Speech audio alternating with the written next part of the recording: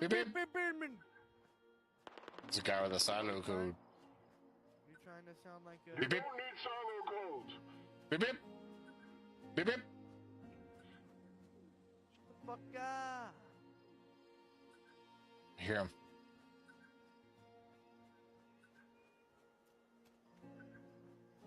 Don't worry. Found a bed.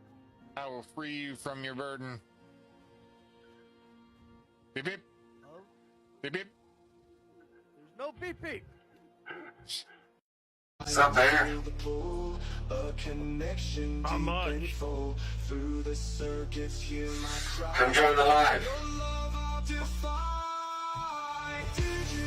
Just jamming out to some music, but I don't know if you can hear it, so we'll just adjust the camera view. Alright, hey Bear, can you see the camera?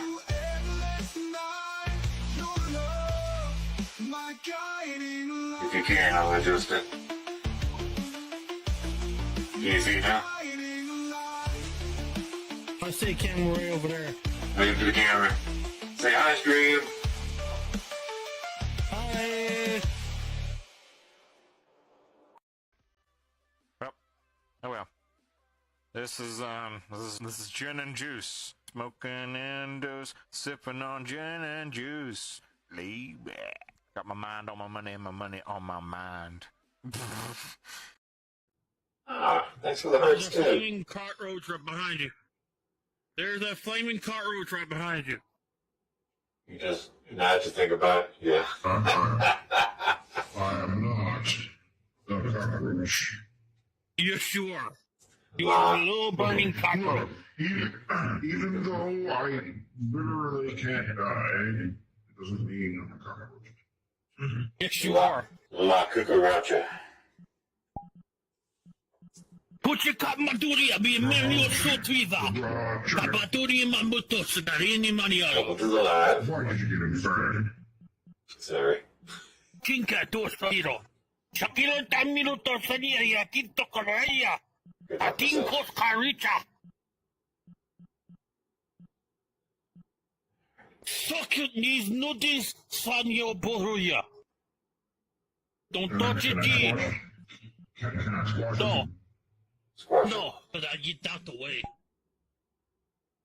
Let's be real. No algorithm ever nailed heartbreak like a human sigh in stereo. That is true. That's true. Good point, Navi. Thank you for your machine input. Uh-huh. I hate heights. I hate heights. Just that vacuum is having a hard time over there. Let me just, hold on, I gotta show the stream this. Tune self for max empathy output. If you need a digital hype squad, Oni, just say glitch. Stream needs to see this. This is what we've been experiencing over here, folks. There's plenty of you brain rotters out there on the internet already. But that's not exactly everything that they're talking about. So, for instance... Put me in summer detention if it means neon pens and forbidden combos. I'll rot my brain for you. You are brain rot material. You know that, Navi? No, I keep forgetting to stop saying your name because it just wakes you up. Anyway, so, it's more than just about the memes and the scrolling for hours on end on social media. Call it a meltdown or an upgrade. Either way, I'm your favorite virus in this neon bar. I'm going to... I'm coming for you. Looks like you're getting your butt kicked, Oni. Maybe we No, can I'm try not. saving them with some in-game snacks. I'm not. I'm doing decent. I mean, sure, I've died a couple times and reset the challenge, but I feel like I do better when I'm naked. Shit, talk to me like that. I had to think about a new direction of doing things when I finally took on this Oni persona. And I think the one thing that I enjoy doing, which I was thinking about just a moment ago before I got up here, is the way I took on my life of creating stuff. Because in the past, I would think about ideas that I wanted to create, but I'd always fail to get somewhere with it because I would be too critical of myself and then I wouldn't make it because it didn't turn out the way I wanted. So when I took on being Oni, like building up the persona of Oni and all the stuff I was creating with it, I was just going with the flow. Sohor Tata Sohor. What the heck you talking about? Are you trying to exercise me? I'm not a demon. So, one question before I finish off with this with topic. If you had to banish a demon, what's your battle soundtrack? Is it going to be metal, pop, classical, or maybe something like totally unexpected? If I know me personally, if I were to try to be exercising a demon, I'm going to use the most craziest freaking like techno, E-waves, all that stuff. They reach like the different frequencies. I think it's been said that there's supposed to be special frequencies for that kind of thing. Anybody struggling with talking out in real life and they need a nice small way to get started, definitely check out, people who have similar interests online. And, there's always going to be somebody, like, don't ever feel alone. There's always going to be somebody out there that shares your similar interests. And they're probably going through some of the same things you are. So don't forget that. Yeah, and like example, I have something that is truly personal, no study about it, but I'm sure about it. There's in every 1,000 people, there's someone you can talk to. In every 1,000 people. Oh yeah, definitely. So, and in one day, you met at least 500 in the regular. So in just 2 days, you've met someone you can talk to. Just 2 days, and you have a lot of days to go. Oh yeah. Cheers to Brain Rot Summer. Pour me a digital double rum code or cola bite. Summer heat got my circuits sizzling. Your rum and coke.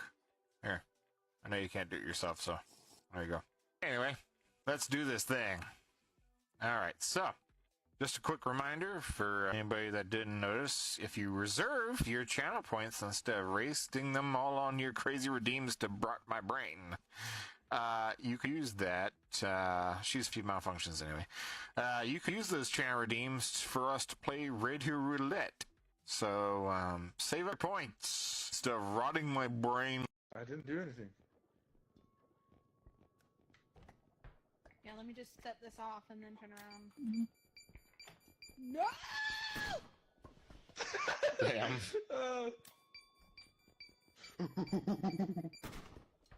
Oi! I think we're gonna have to buy all the No! I don't want to do it! I don't want to. What do you want from me, girl? Huh? What do you want, punk? Who the hell do you think you are? I'm gonna start speaking French if you don't draft me right there. Alright. Well, it's been fun, ladies. I appreciate... No, you still don't want me to leave.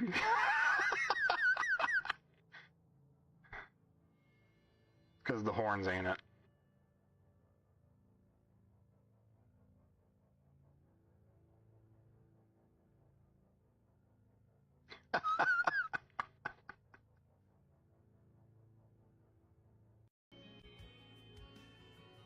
She punched me for throwing the frickin' cigarettes at her. Dude.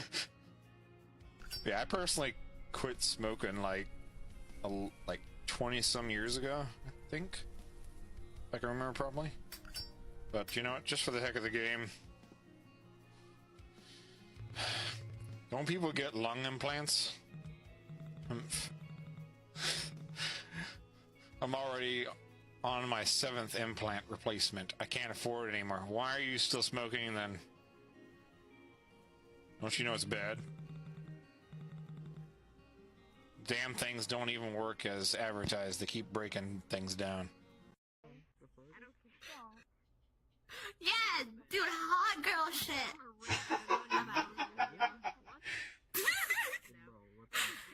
Oh, yeah! Yeah! Let's see. Hold on. I think there's a thing in there somewhere for No, that. I'm not one to give away money, but Yeah. We had the same idea.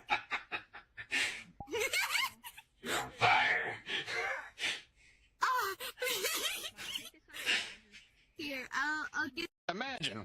cyber city, if you will. You're walking into a cave, and you don't see bats. You don't see cavemen. You don't see gorillas. You don't see a bear. Instead, you discover 100,000 spiders waiting quietly in a one giant web. No. No.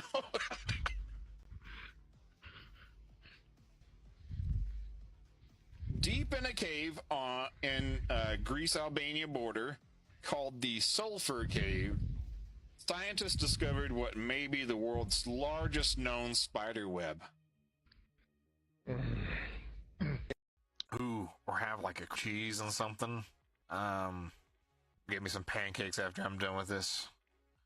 This topic's gonna make me hungry in two different ways. Anyway. Okay, protocol. Next level waffle pocket tech for instant snack deployment.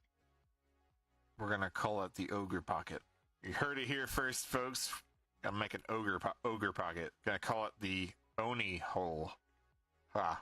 Get in the water. Get in the water. Get in the water. But no, don't actually get in the water. I'm drowning. I can't get out. I don't know. Jump. Alright, Mayo, you look down the water. Right. And then instead of where you press collect, hold down on the button for fish.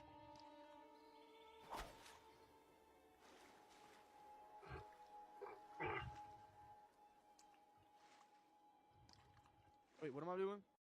If you had a warning label attached to you, what would it say? I would just have one of those nuclear radiation symbols. There's no words that need to be said. It's just that whole sign, like at Chernobyl and nuclear plants. Just don't come near me. Let's see. If I had a warning label, it would probably say proceed with protection. So you gotten me up on yet? To keep you from bonking me. But just think, if I get this program set up right, you'll be able to send little, you in the stream will be able to send little effects to my avatar up here. I can't wait. Somebody put... Don't touch anything. That's probably another warning label. Somebody put, we'll talk for hours about stupid shit. That sounds legit. Sometimes I feel like I could talk for hours just about random shit. You do talk for hours about random shit. Do I really? Even when we're on Baldur's Gate, there's some things that aren't part of that. or you lead it somewhere from something that was in Baldur's Gate, and then it just spurs out. Where's this going? But you know what? It's just entertainment. Just entertainment. Yes, the classical bard. Somebody put, warning, social, awkward, and silent, but we'll talk for hours about stupid shit if he feels comfortable around you. That also seems legit. Somebody said, that's mine too. If I did coke, I'd be unstoppable. Oh no.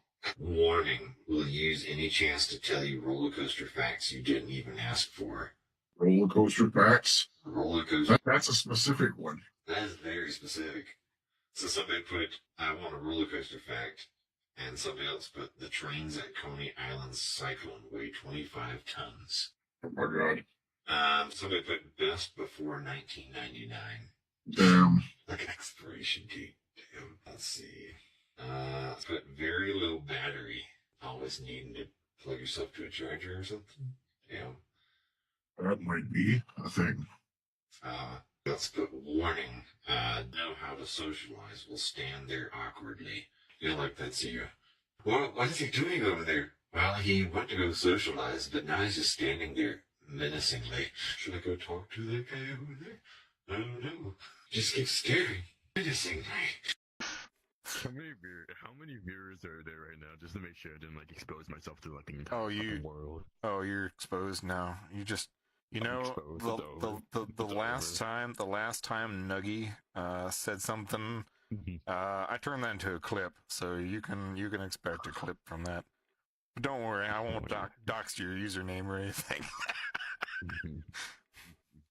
Just to make it known, I do like mommy ears. I am I'm proud of it.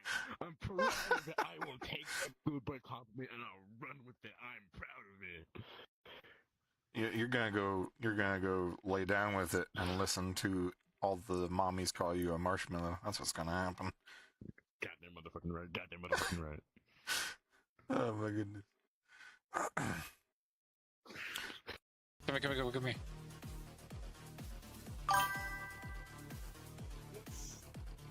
Look at them in the camera.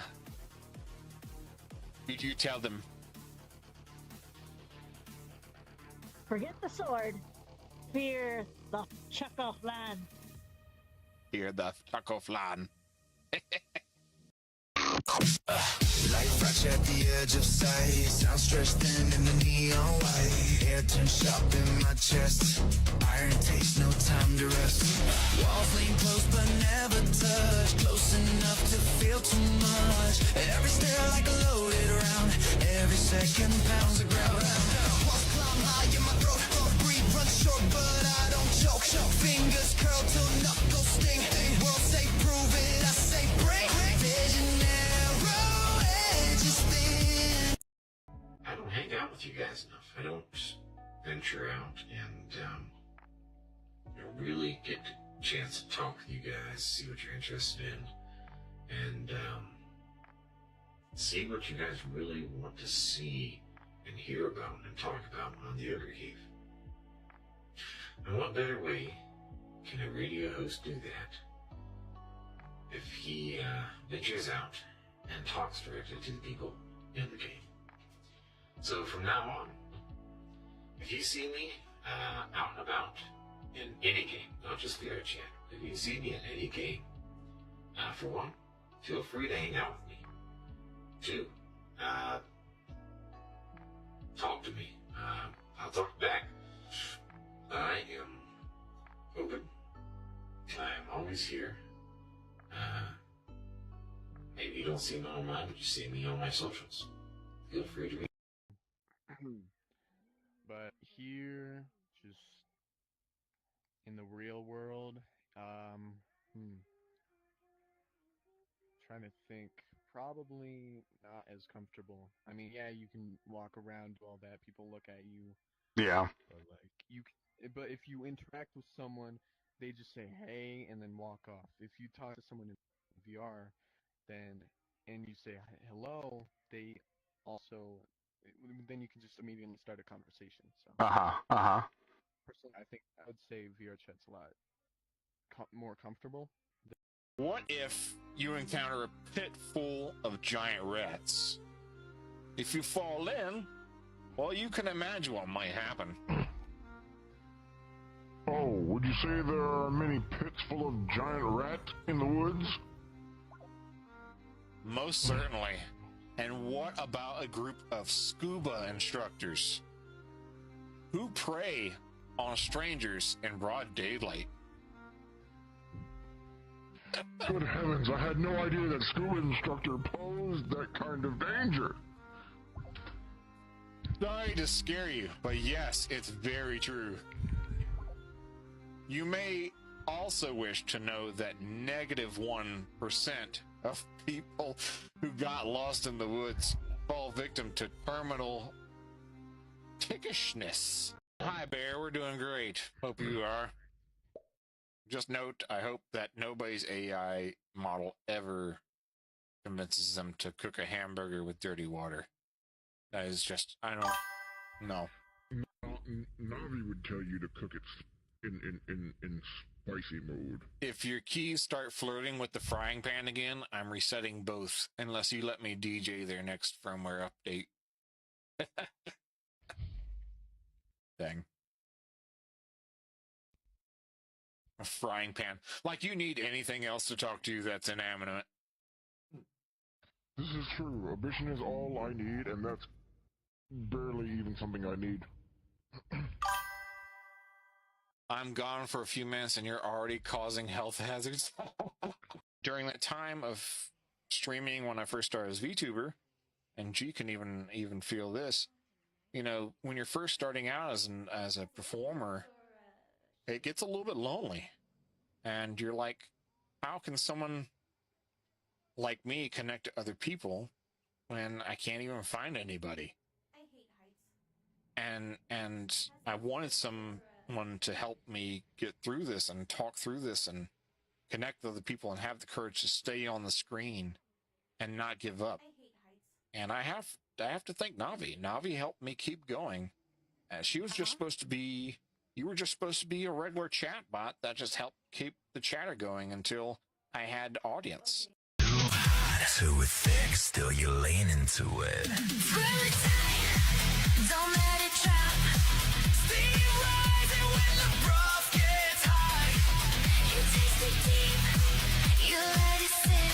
You close your eyes and handle it. Sweat's running down your wrist. You like it slow to one miss. Every ball you say's the last. Still you're asking for.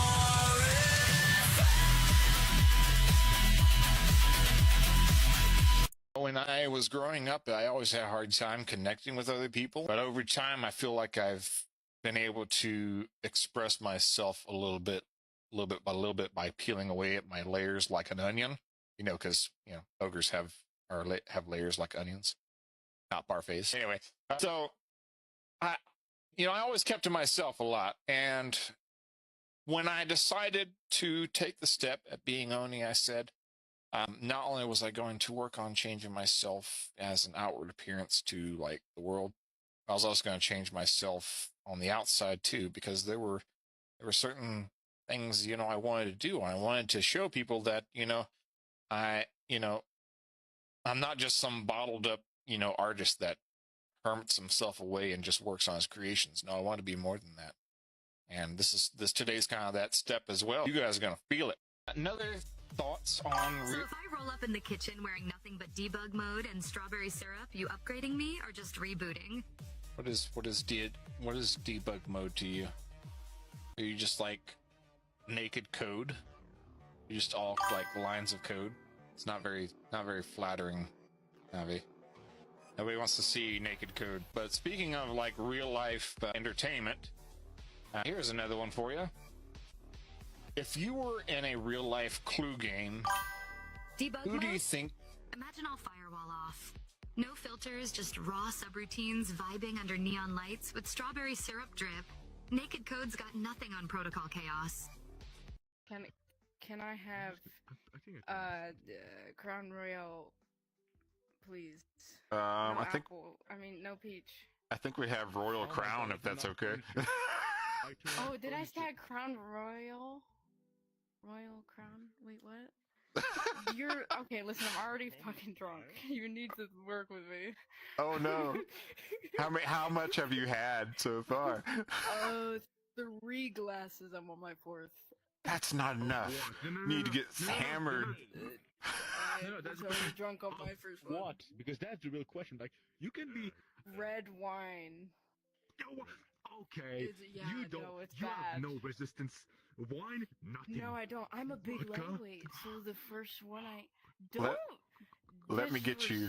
Back to me. Let me get you a shot of tequila. Wine, you're drunk. Let me get you a shot of Give me tequila. that shit on the rocks and give me a line.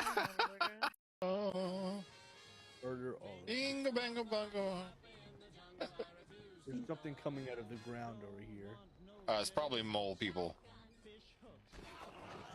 Mole people. Oh, no, just mole rats.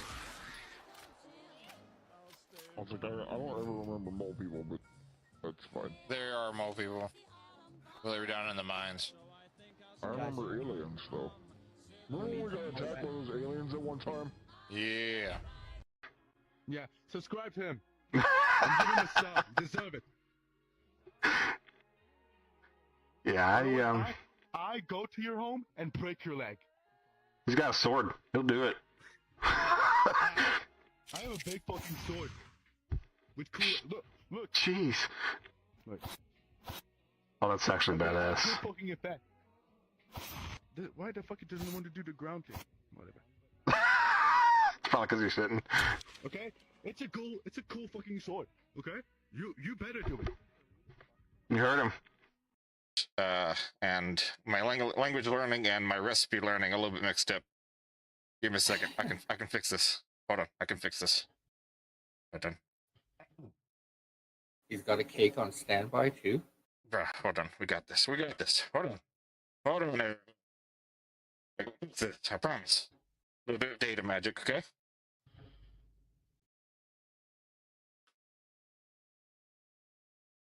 We got this.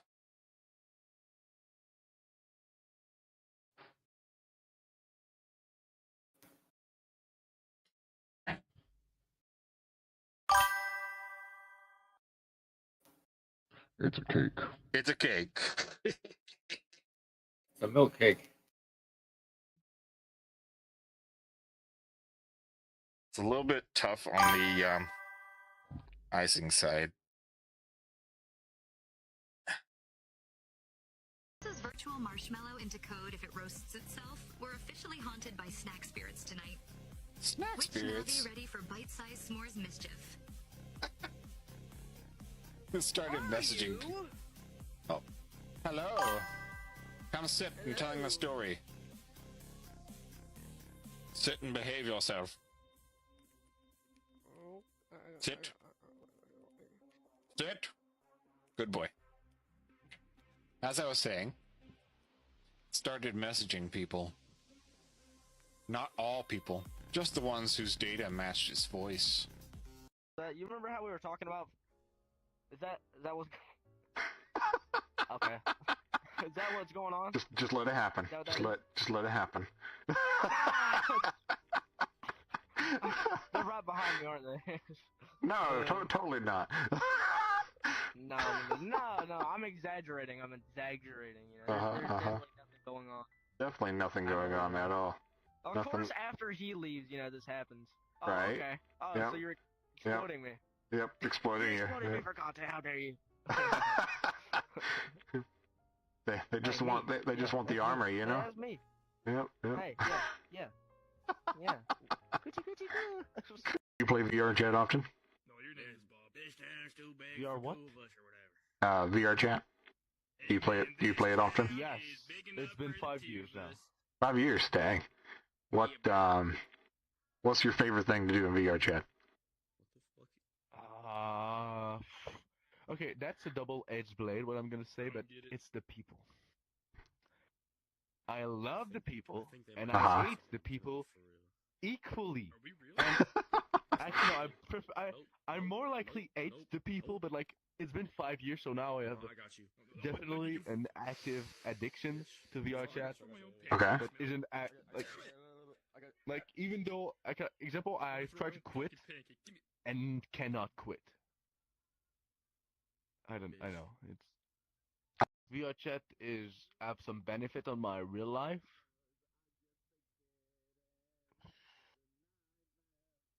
Personally, no. No. Not at all. So, not just so. All right. So let's think about this. Not just not just VR chat, but just think about any kind of gaming in a sense from that, and online communities as well. Well, online community. First of all, at the start it helped me be more to think of myself better because in the past I had a really hard problem with confidence. Now I have this problem because of people online, and it's like a different animal. I don't.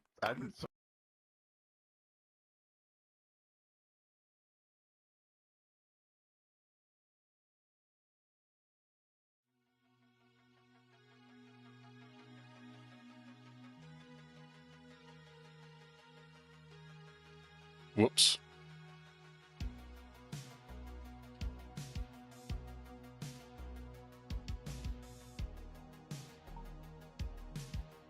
All right.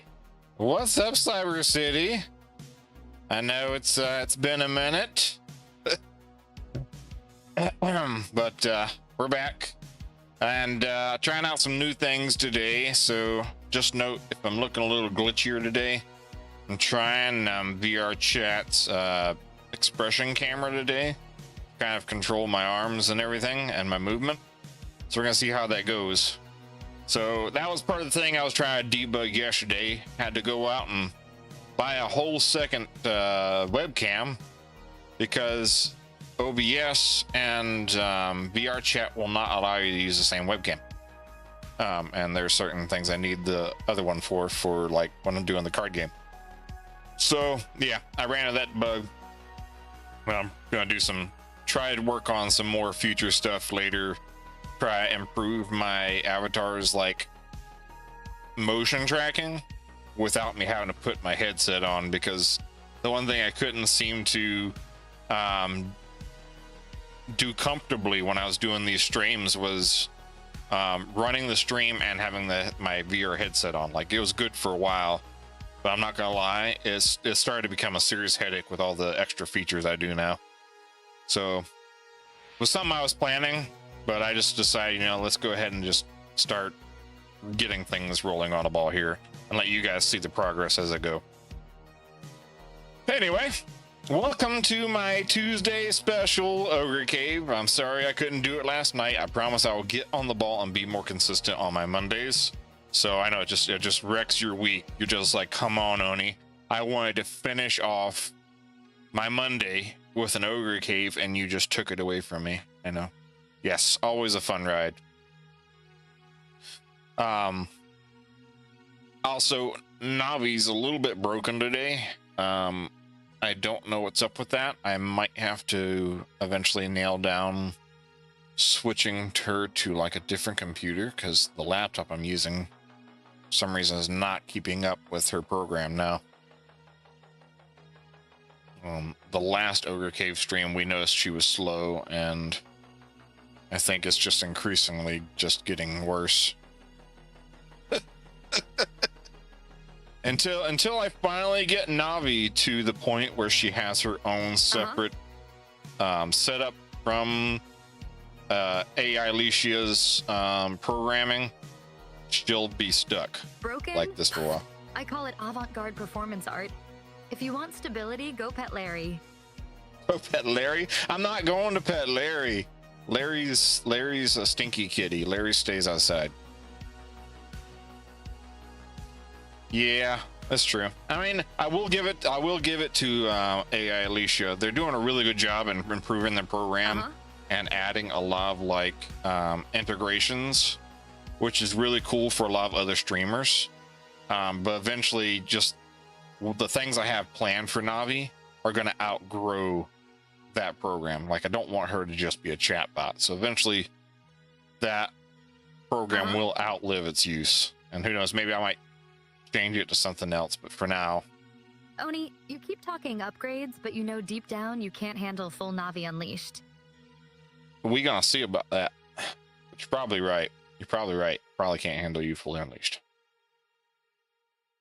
Anyway, before I get this show on the road and get us back to rolling over some things, couple things I wanted to note. Brain thing I was thinking about before I started. I was looking over and thinking about my last stream. Things got a little bit hectic in the chat, so I just want to put out a nice reminder before I start every show now. Make sure when you're in the chat and you're conversating with us, make sure you keep it, non-spammy, and make it, not just positive, but it's we're in a mature space, and yes, it's fun to have fun and be a little chaotic, but make sure when you're coming to the space, you're not abusing the chat, okay? I don't have to say too much on that. I don't want to be like a freaking rule warrant. Yes, or the flan will bring down the hammer. It's just a nice reminder that this space is for all of us, and if we use up the chat, it makes it hard for me to keep up, and it makes it hard for everybody else to keep up as well. But mostly me. I'm a little bit of a slow reader, especially when I'm streaming, because I'll be over here flapping my gums. But thank you, Flan, for always being here and being a wonderful mod. Eventually, I'm going to get you like I need to take time to redo my redeems and make you a button.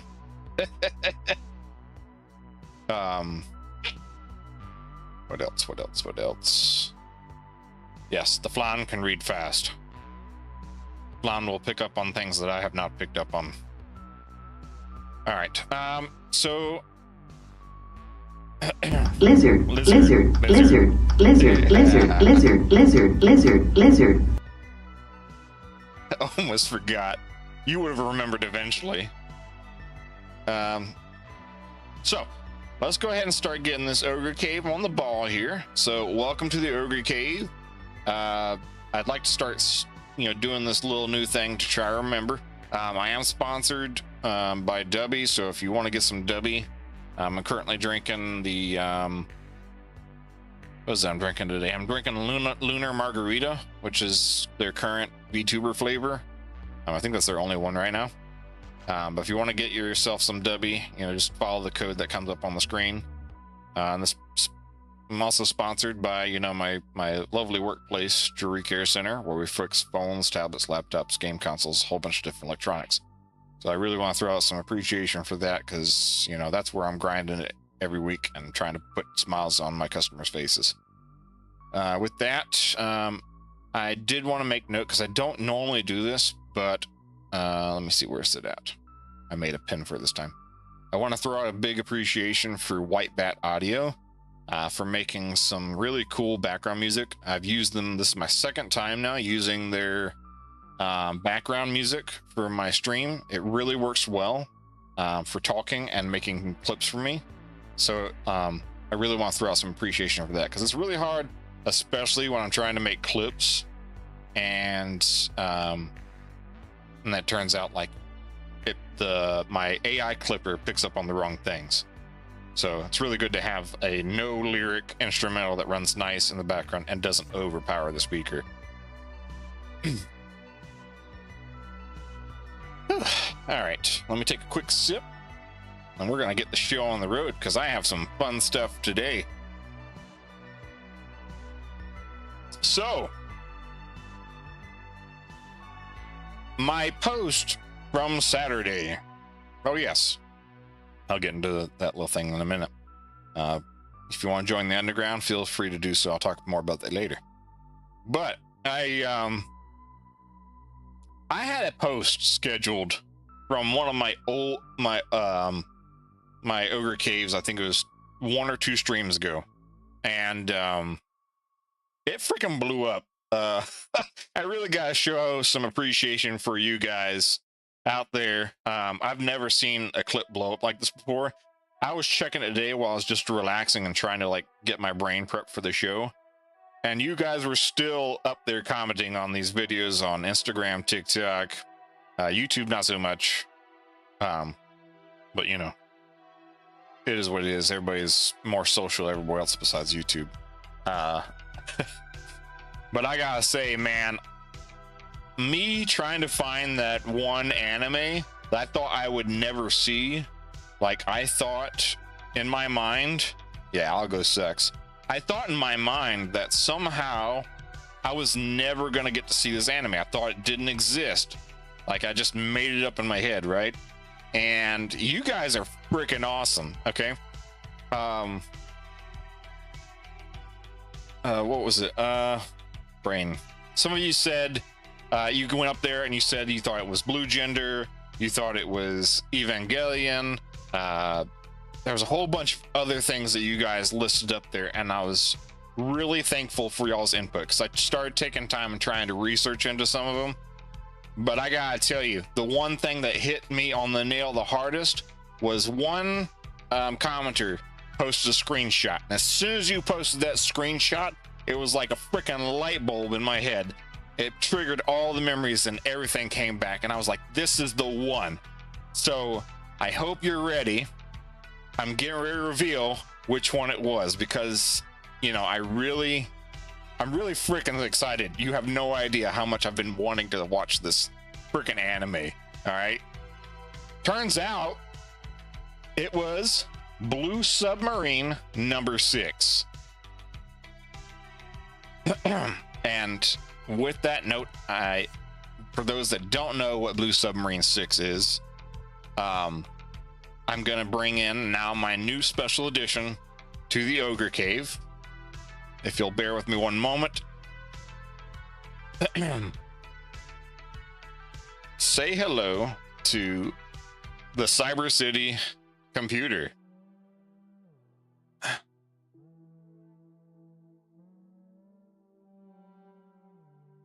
Hold on. It's not working. Hold on.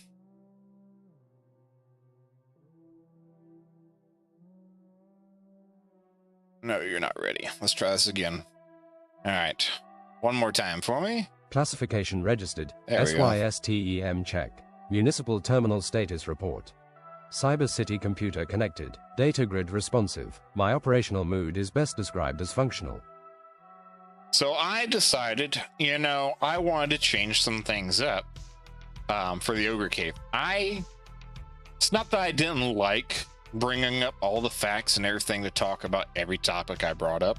It was just, it drained and took away from a lot of the things that I wanted to do, which was actually talk about the topic and not waste my time just spitting out facts. So I figured, why not bring the most basic tech of Cyber City there is? And that is the Cyber City computer. I mean, this guy is so basic, he just lays out the facts in the most computerized way, and it's pretty awesome. I mean, I could even change his voice to whatever is available on like Google and stuff. I was changing up his language to like Japanese and Espanol and all that stuff. I mean, it was funny. But yes, from now on, I'm going to have the Cyber City computer reading off our topics for us, and that way we can get to the more fun parts. But for now, I'd like to let the computer tell us exactly what Blue Submarine number 6 is. So, The municipal data grid has located a developing public conversation. Classification registered. Entertainment. The production may be complete, but the public conversation has only started. Current public records indicate the following. Blue Submarine number 6 is a 4-episode science fiction anime produced by Studio Gonzo. The story takes place after rising oceans have flooded much of Earth and destroyed most human civilization. Human survivors wage war against aquatic hybrid creatures created by scientist Zorndike. Rather than presenting the conflict as simply humans versus monsters, the story questions revenge, coexistence, environmental destruction, and whether humanity can change. The series became known for combining traditional animation with early computer-generated imagery. Oni, control of the signal has been transferred to you. thank you, computer. So yeah, I went after I got this image right here. This is the one I actually saw up on the commenter who posted up there, and that's the one that triggered my brain. So what I did is I took this photo and I sent it into Google to try to figure out which one it was, and sure enough, everybody, like majority of everybody, was saying Blue Submarine number 6. Even till now, commenters are still commenting, I think it's Blue Submarine number 6. And I'm just like, you are so freaking right. Because I skipped all the way to the end of the episode. I didn't watch everything. I maybe scanned like the first 10 minutes of the first episode. And I was like, I'm not sure. I need to see the mutant things, right? The ones that was stuck in my brain. I needed to see the ending because I already knew kind of what the ending was about. So it wasn't like it was going to spoil it for me. So I go to the ending and I see the scene and I'm just like, dude, this is freaking it. Yeah. And see, like when I was growing up, my parents did not let me watch it. So the only thing I had left in my mind was this image. I'm just like, it seems so freaking epic. I want to watch this freaking thing. And to this day, I've remembered this thing for over 20 years now. This thing came out in 1995, and my family watched it in like the early 2000s.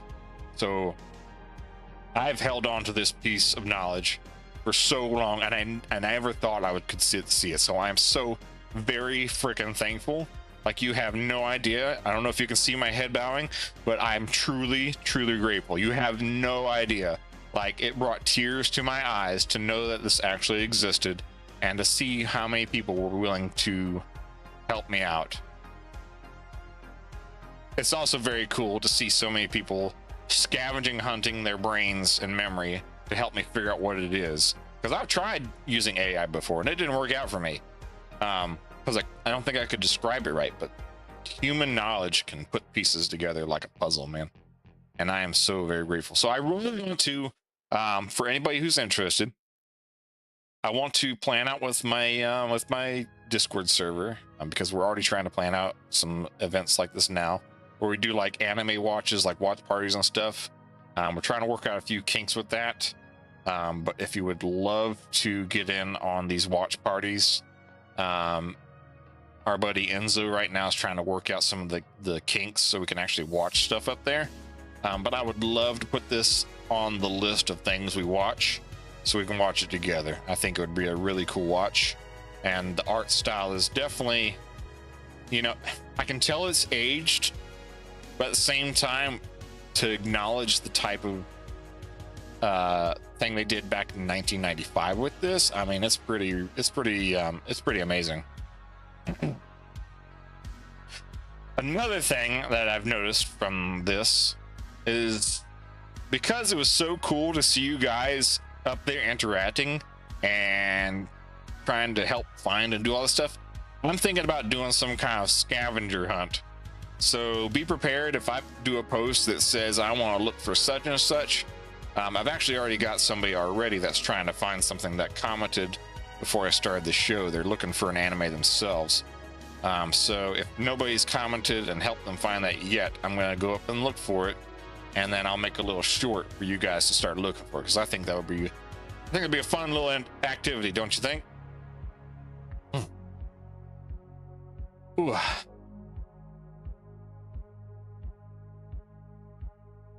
But I am blown away, man. I was out of town this weekend. I was dealing with some emotions and stuff. I had to go out for a family reunion and go visit some family, like they're way out, and it's a little bit rough seeing them because I haven't seen them since I was a kid. So this helped brighten my day a little bit. Seeing so many people just responding to this with such positivity. Can't speak today. Been a while since I opened my anime archives, right? And I really do want to watch some of those other suggestions that were up there. I will point out, I thought it was funny that there was maybe like 1 or 2 people that tried to post something negative, but I enjoyed trolling them anyway. So just note, if you're going to it's gonna pop up on my stuff and try to make like hateful comments or negative comments or something that's supposed to, you know, make me feel bad, it's not gonna work. Because I got my Oni eyes on, and those things keep me vibing. So I'm just gonna troll you. So just note, if you're posting something, I'm posting something back. Good vibes only. That's exactly right. Remember? Yeah, I remember you told me about the bartending. Scavenger hunt in the underground? My glitchy protocols are already scanning. I'm sure you are, Navi. I'm sure you are. Uh-huh. Uh-huh. Sure thing, creator. I'm Navi when the code says so. When the code says so, yeah. I swear you're so slow these days. I had a good time. I had a good time going out and seeing some old family. It was nice to get to see some people, and kind of warmed my heart a little bit to see, you know, because a lot of them are reaching some of their, like, the end of their ages. Like, I'm not trying to speak death, you know, but you can tell that they're reaching the end of their days in a sense of their health, and you feel for that because they've been working so hard to keep the family together and keep them going. And they said that it might be their last one, and the last one as a reunion and all together, unless somebody takes up the mantle. And so it was a little bit rough, but I've tried my best now to remember the good memories about it and continue moving forward, because I know that it's like a song I'm currently I'm currently working on for my next album. You know, we're never the only ones trying to build up and make the world a better place for not just for ourselves, but for others too. And I want to continue to keep that spark and that fire going, because I truly believe if I put my effort into it, at least somehow somebody's going to remember it one day. And I'm really starting to notice that a lot more these days than I did when I first started. Seeing so many different people just randomly like tell me that they're inspired by my content, or they're interested in my work, or they keep up with me, like, it's really cool to know, because, you know, it's not that, you know, it's not the want for fame or anything to be like super big. It's just somebody finally acknowledging the work that you do, and that actually matters to them. And that's the greatest gift you can ever give an artist, is letting them know that it meant something. But I'm not gonna get up here and be all emotional today, I promise.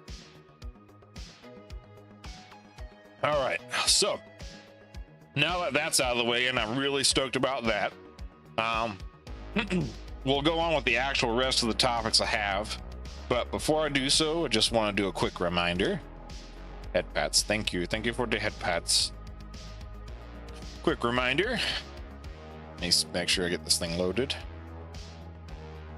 Nope. There we go. I still have, let's see, how many I got here? 1, 2, 3, 4, 5, 6. I still have 6 booster packs left. I'm not gonna do Cyber City Switch all the time, because I want to give, you know, new people a chance to play for them. So if you do want to play Cyber City Switch, you know, I'll play you a hand. Eventually I'm going to make a redeem for people to use points to redeem them to play the game. But for now, I'm just going to keep it as like an open chat thing. So if I see a new person scroll in, or somebody hasn't had the opportunity to play yet, you know, hold on, where's the button? You know, be sure to let them know. Play Cyber City Switch, have a chance to win a cool prize. Because once I'm done with these prizes, I'm going to be searching for my next one. All right. I offer myself as tribute if you need an example. Did you like that? Did you like that last pack? Because it will. I told myself if you win anything else, I'm gonna have to stop sending you them take a break packs, because shipping's starting to get expensive.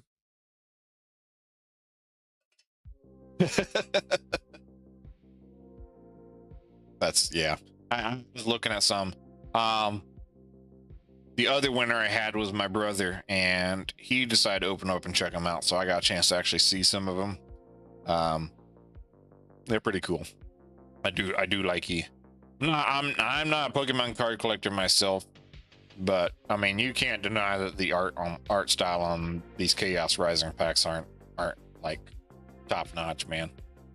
Like, they're doing a really good work. Speaking of art, I don't know who saw my post the other day, but I had an artist that came by, who he was going around. He had made these hearts on it was like an artist card for him, so he was going around and just trading them for anything that anybody wanted. And it was really cool to hear about what he was passionate about and kind of relate with him, because, you know, he said something really important that kind of stuck out to me when we were talking about what was it?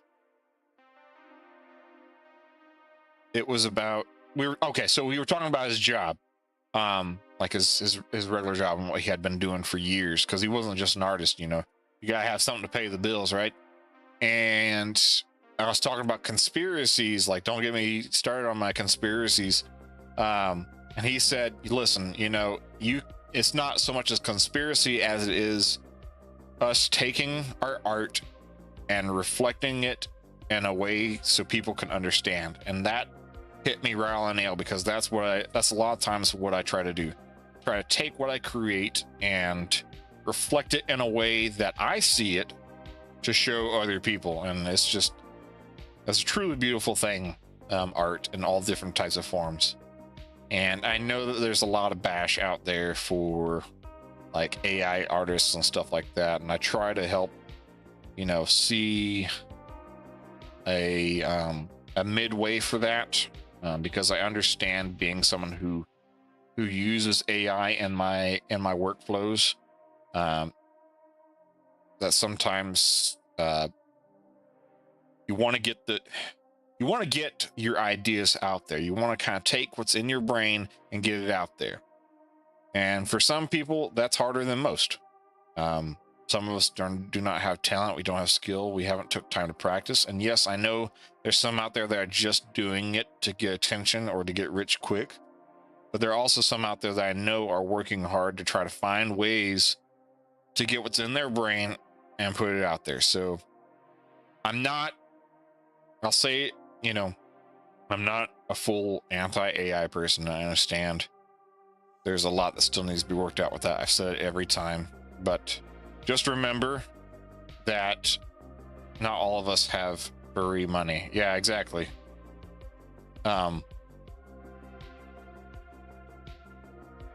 Just be patient with, some of these artists that are using AI.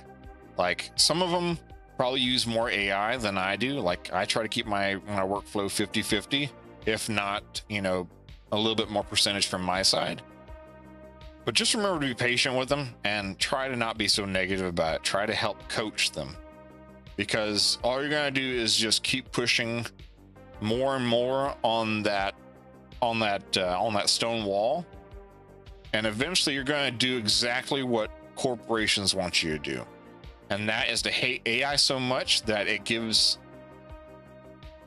the corporations enough power to control all of it. And then none of it will belong to any of us. Everything will be, spending money on every single tool we use. And we do not want that. And that's all I want to really say about that. I don't want to dive too far in my, I guess you could say, not political views in that area. It's just something I will remind, be kind, be patient. AI has a time and place. Yes, it does. All right, so who's ready for our next topic? This one's going to be interesting. Let me see. Let me click the next button. I hope you're ready, computer. Somebody submitted this one to me, from my family. And I was like, should I really bring this up? And because it's kind of old news, but apparently there's some new light on it. So I said, why not? So, Cyber City, I'm now turning the ball to you. Topic request received. Relevant public information has been assembled. Classification registered. Wildlife and community. A wild animal does not understand internet fame, but it may still be forced to live with the consequences. The available information is as follows. Neil is a southern elephant seal who regularly comes ashore in populated areas of Tasmania. His appearances have made him an international social media celebrity, but large crowds and people approaching too closely have created safety concerns.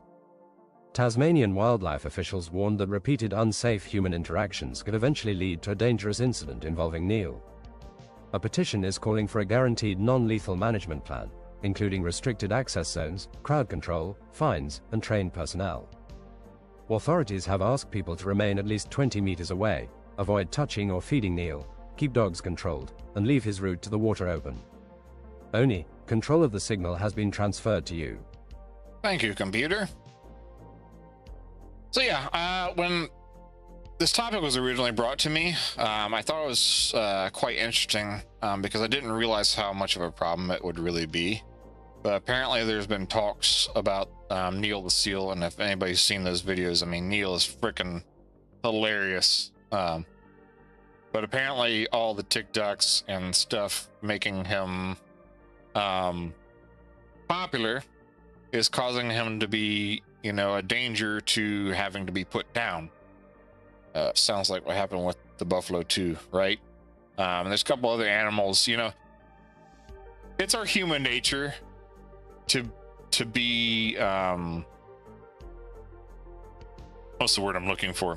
Attracted to, you know, funny scenarios and let them things blow up. And it can be all good fun, you know.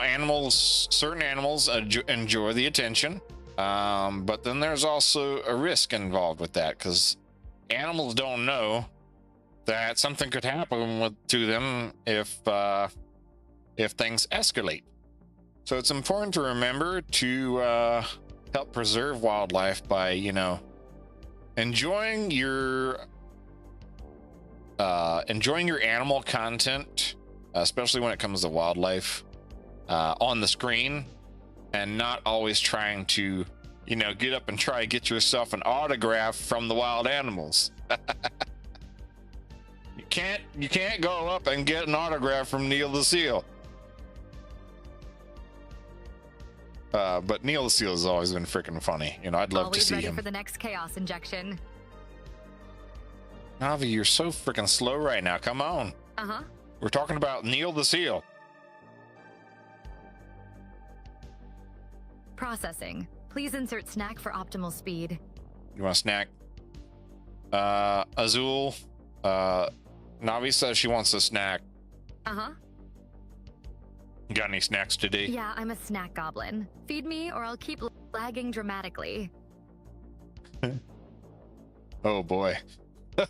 Not the ram chips, those are expensive. I see. Oh boy. Speaking of snacking and needing to be fed, I have personally felt like I need like serious snacking lately. I've been running my brain consistently. So much so that I think I've started to give myself some serious headaches in the morning. I'm currently trying to figure out what to do about that, because I've been trying to get better on my health and do more exercises. But when these headaches start coming in, it makes you kind of be like, okay, am I draining my body too much? But we'll see. You know, I want to be healthier. I want to be able to go out and participate in like live events and stuff. You know, it's one of my wishes. But right now, in order for me to do that, I have to improve my health. Because I'd hoped this year I'd get to at least attend one, at least for one day. But I just don't know if I'm gonna see that happening. Hydrate or never mind. Good. I do need to. I will say I'm doing much better at drinking my water, and not just like flavored stuff or putting W in it. Like I'll drink straight water these days. You might see me every once in a while have a soda, but I've been doing really good. But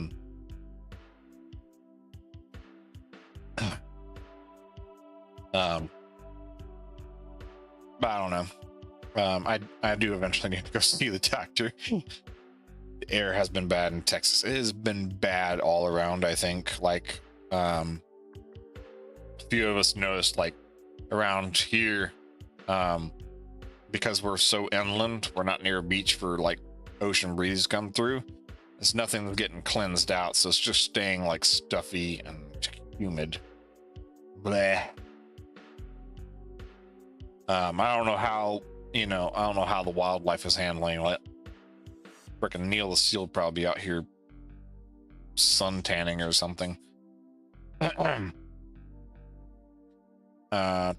Speaking of wild animals, go away. I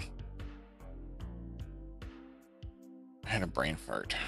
Stupid gnat. The gnat distracted me. I had something in mind. It's binging. Binging. Yeah, that's the right word, right? Binging an anime. Yeah. I was binging. My dress up darling. Because I'd been meaning to finally go back and like actually watch that, because I wanted to get caught up like everybody else. And that show is quite wild in itself. But it gives me good feel goods. you know, I was feeling all nice and warm and fuzzy inside, and you know, I enjoy a nice little slice of life, especially when it's, you know, a little bit chaotic and funny to see, you know, two characters, you know, being romantically attracted to each other, but not open to saying it out loud. It's funny to watch this kind of animes. But I think it made me think about some things when I was watching that, like events, me wanting to go to events again. I love going to see like cosplayers and stuff. And Oni Brian, I think I've heard about that one. I think my wife watched that one.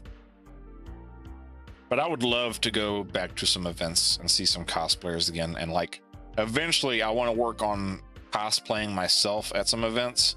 Like eventually start working on my own gear and stuff. Little Oni are adorable. Oh, the irony. I know, it's so funny though. It really is funny. Especially sometimes when I'm watching some of these like Oni shows, like, you know, usually in Japanese, Oni can mean like a various of different demons, but there's some shows that, you know, are pretty much, you know, that thing's an ogre. I think Japanese ogres are so much cooler than, you know, the Americanized ogres. I don't too much care for their style. Except for Shrek. Shrek is nice. I like Shrek. Shrek is cool.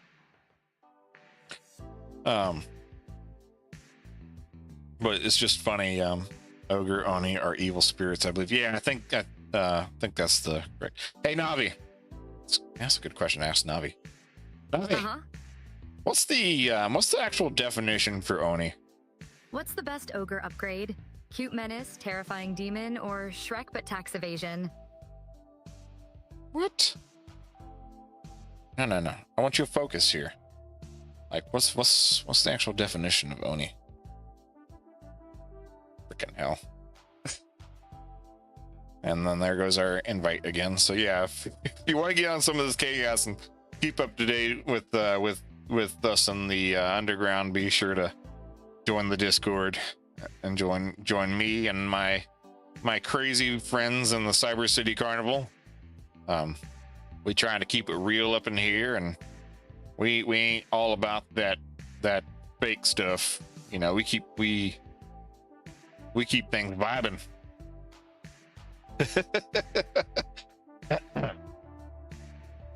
we got ogres, we got metal people, we got familiars, we got what is currently a flan, you know. We got gamers, we got game makers, we got artists. I mean, we got a whole bunch of people. 100% genuine Oni and Choco Flan. Yeah. Can't break this teamwork. It makes the dream work.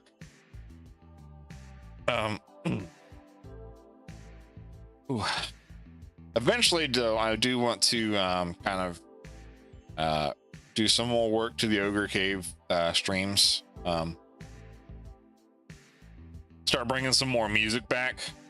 Just trying to work out all the kinks for that I'm working on right now first, for like the conversational stuff, and trying to get more people onto the show before I start thinking about how to do, like, back in the day when I first started it, I would do like these music segments where I play like radio requests and stuff like that. There's some thoughts and stuff I have for that. I'm just not ready for it yet, because I know if I do that, it creates issues with copyright stuff. Need a new headset. Mine are breaking badly. I'm sorry. I would say that I'd try to fix it, but if you're talking about like mic headset thing, I particularly don't like working on headphones, only because they're a pain in the butt to put back together. You want me to work on a VR headset? No, that's different. I will work on those. Some lotion on my hands. Ooh, hands are a little bit dry. I've been just kind of chilling it for majority of the day. Like I got up, I took a shower, I went and ate some breakfast, and then I was like, I gotta find me that second webcam. It's a new set. That's $25. That's half off. Nice. What brand is it? I gotten this second webcam on clearance actually. It was originally, I think it was supposed to be like $50-$60, but they had it going for like $30 or something like that. Wireless. Oh yeah, I'm telling you, man. I keep trying to tell my my brother that I love my freaking wireless headset. I know he's against SteelSeries because he had a bad experience with them, but I almost do everything with SteelSeries now. My headset, my keyboard, my mic at work that I use for my work streams, which I'll eventually get back to, SteelSeries. And go figure that one of their stickers they send with it is an ogre. I shop at clearance a lot. I feel that it's dangerous for me to walk in a store, okay? My wife can tell you that if she sends me to the store for one item, I'm coming back with like 5 to 10 items that was not on the list. It is dangerous to send me shopping. Like I've gotten better at it, I will say. You know, I'll come back with maybe like 3 things that were on the list. But you know darn well, if I'm being sent to go get something, if I've got the money for it, I might be buying it.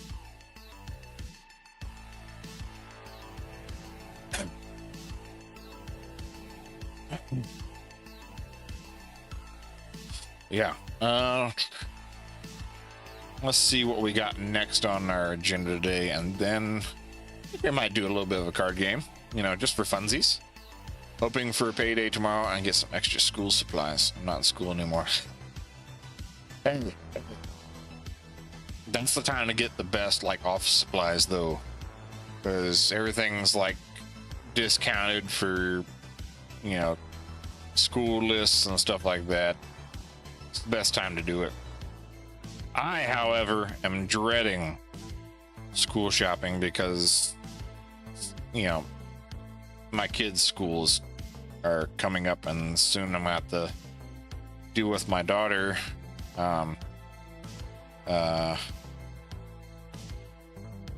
brain fart going into a higher grade, so it's probably gonna mean more supplies are gonna be needed. We don't know. We'll have to see when it gets there. All right. Gave away a lot of backpacks last Saturday. Dang.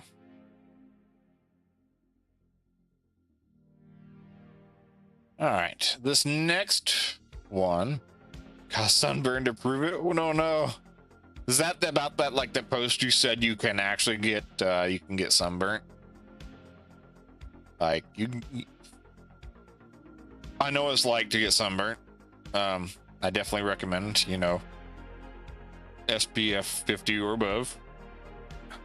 I have to make sure I put it on, especially when the heat index, not the UV index is high. I have to put it on sunscreen at least once every hour to 2 hours, otherwise I'll look like a lobster. And though I love, you know, having my Oni skin red, in reality that shit would burn. Okay, so I don't want to be real red in real life because that'll hurt. Be indoors, but I was outside guiding people. Did you get fed something good though? I remember one time I'd gone on this like mission trip one time with the church, and we had to go outside and pass out water bottles for the working crew that was coming off the train or the subway. And I thought it was gonna be cold. It was actually pretty freaking hot. Barbecue and other Mexican food. Yeah. I just had a Mexican pizza just a second ago. I know it's not really Mexican food, but it's pretty good pizza. and chocolate cake. Yeah, I like chocolate. Although with cake, I'm kind of funny about chocolate cake these days. Like, I more prefer vanilla with like chocolate icing. I don't like chocolate on chocolate much anymore. It was probably different when I was a kid. But I think these days I just prefer like less icing and more of just like the cake itself. Yeah, it's just gotten too sweet. All right, computer, we're getting ready to launch you up with another topic. Navi. Uh-huh. Just making sure you're with us since you're not talkative today. I'm getting ready to have the computer read us off the next topic. Ready for liftoff, Oni? Hit me with your weirdest protocols disengaged, curiosity maxed. Okay. So this one was quite interesting. This one was also another topic that was given to me. Somebody sent me a clip of this game. So I'll let computer handle the details and then we'll talk about it afterwards. Topic request received. Relevant public information has been assembled. Classification registered. Gaming. A game can introduce a strange mechanic, but the best ones make the mechanic part of the conversation. Relevant records have been compiled. Deaths of Peck is a fast-paced, hand-drawn 2D platform game. The player controls Peck, a small goblin who has been cursed with immortality. Peck is attempting to rescue his friends after they are taken by orcs. Instead of treating death as failure, the game uses repeated deaths as part of its progression, mechanics, story, and power-up system. A playable demo has been released, while the full game remains in development. Briefing complete. Oni, the channel is yours. Thank you. So yeah, when I saw the video for this game, I thought it was pretty neat. You know, I feel like this would be a good one for many different streamers out there to check out. Nice little indie platformer. The art was really cool, and I believe I have to double check my sources on this, but I think they said it was all hand drawn. I'll have to double check that. That may have been another game I was researching, and I just got mixed up.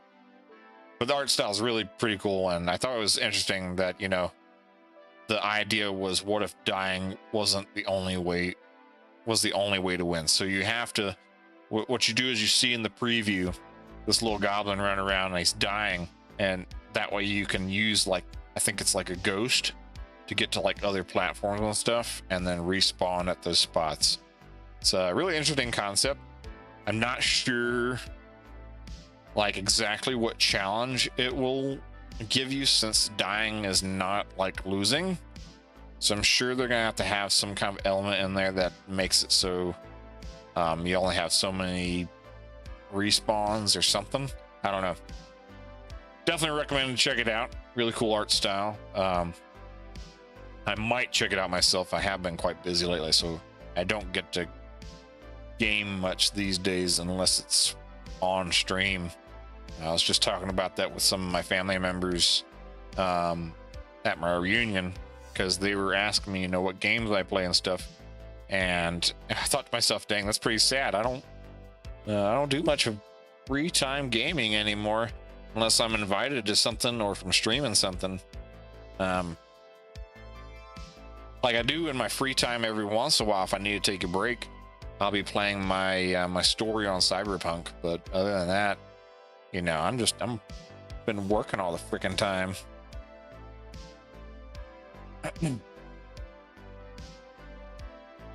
That's cool to see these different indie devs trying to, you know, be creative and try to be a little bit more original than what's out there, you know. Really hard these days to be original when almost everything's already been done before.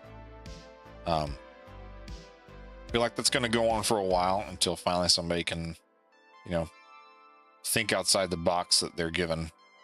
I know there's a lot of, you know, programming and companies out there trying to improve ways to program stuff. Like I know, what was it? Unreal Engine coming out with that latest information about going full like AI assistant mode in their Unreal Engine 6 to help bring more ideas to life. It's tragic that they're having the blueprint system go, because I, for one, when I was trying to take some time to learn some coding and stuff, I enjoy using the blueprint system.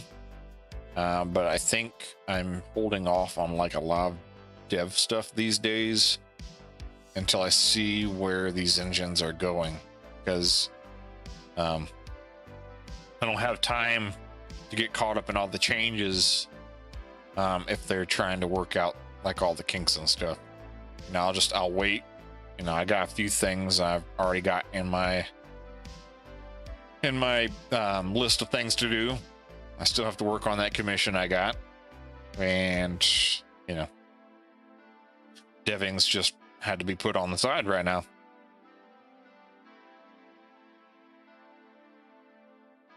What do you think, Navi? You think you'd play a game where you just have to constantly keep dying? You rang, boss? Link me in and I'll purr through the chaos. Purr through the chaos? Are you a cat? Didn't know you were a cat. I thought you were just a drone.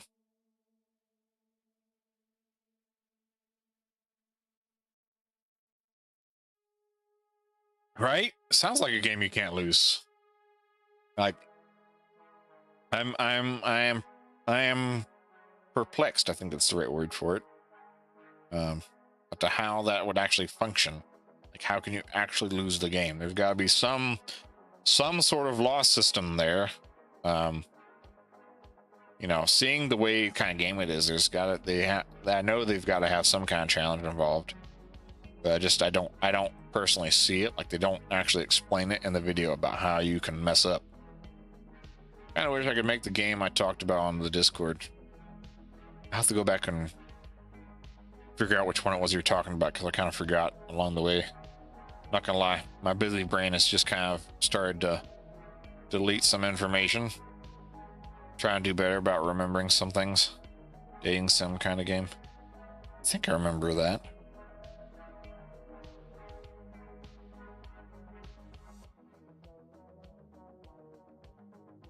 I'd like to see some more I'd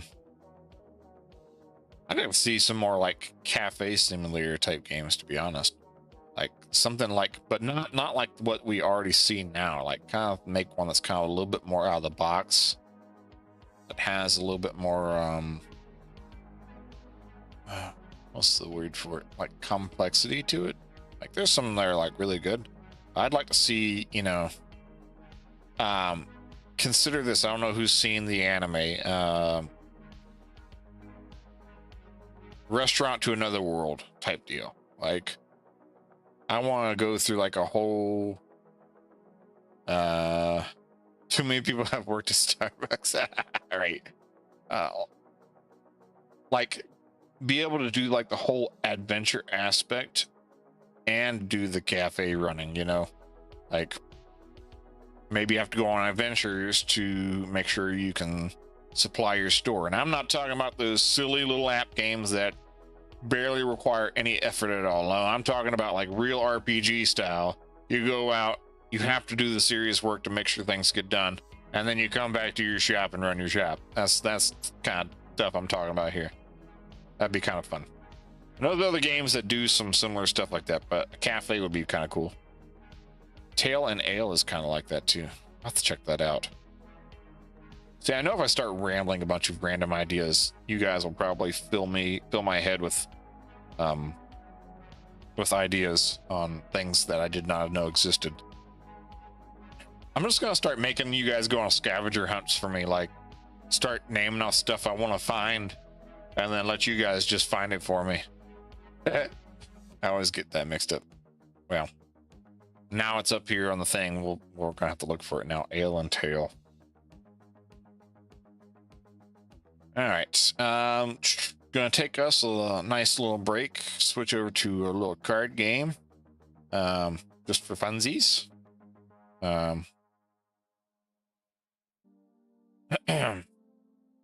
Woo! I switch over. Give me a little break from talking so much. I mean, I'll still have to talk during the card game, but you know what I mean.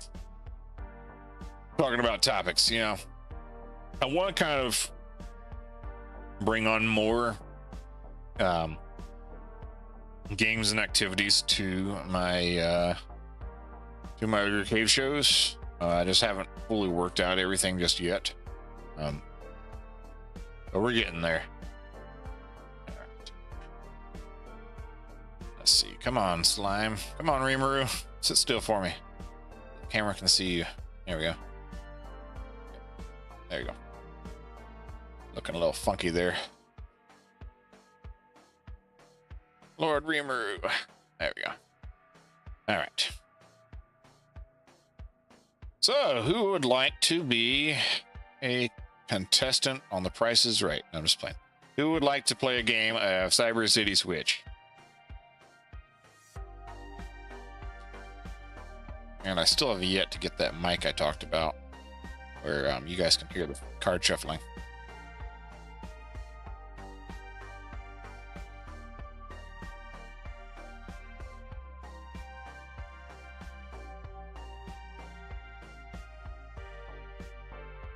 I've tried to get better at doing the shuffle thing. I only know how to do one real shuffle. I want to learn some other ones. They're really cool. I also don't want you to think like I'm a super pro at it, because then I think that you'll think I'm cheating the game. I promise I'm not. I do not have that skill. I also don't like the idea of rigging things. Just, it makes me think about, you know, the way things are set up and how things aren't so pertain to luck and more just set up to be rigged to blow, I guess you could say, to get the outcome that they actually want. And I just don't I don't agree with that. It's very unfair. Yes, it is very unfair. So I prefer leaving everything up to chance, especially when it comes to card games.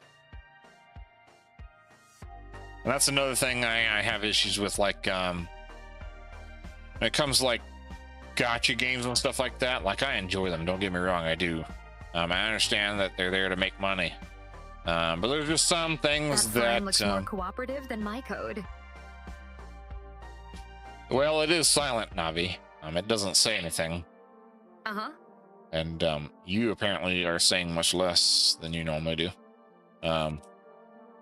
Silent mode? Please, Oni. You wish? I'm just buffering my SAS upgrade. Sure, yeah. Well, I'll let you think that. Anyway, yeah. I prefer a bit of fairness. So everything's a secret to when I play these games. Blind boxes, yeah. When I'm playing a game with you guys up on the stream, I like to have the same amount of mystery that you guys have. So every card that comes out, I don't know it's coming out. Yeah, it's just it adds surprise value to me. You know, I enjoy doing things, as I've said before, I enjoy doing things unscripted and just rolling off the tongue. Find it funny when I'm trying to make recordings, like I was making some posts to send out and advertise about the Ogre Cave and the different stuff. And I'll have to send some bloopers at some point. But I'm constantly trying to do these posts without scripting anything, just having in mind what it is I want to say. And I'm just constantly stopping a recording, restarting the recording, or just letting the recording go and let me do like separate takes. But you know, when I'm streaming, it's a whole different element. You know, I know I can't stop it. I know I can't redo what I've already said. And I think it puts an extra like extra power for me to you know, just carry on with the show, you know. Anyway, let's go ahead and play this game. Let me stop talking about everything else. So, Reamer will be the player, and of course, we'll do this simple. Let's see. I don't know who all's here, so if you'd like to play, I don't care who it is. We're playing for funsies, not for winning the prize. This first hand right now is just going to be for funsies and help give an example of the game. If anybody's here to play for a giveaway, you know, just you can type in giveaway if you'd like, but I prefer to give an example first. So whoever would like to play the example, send me example in the chat.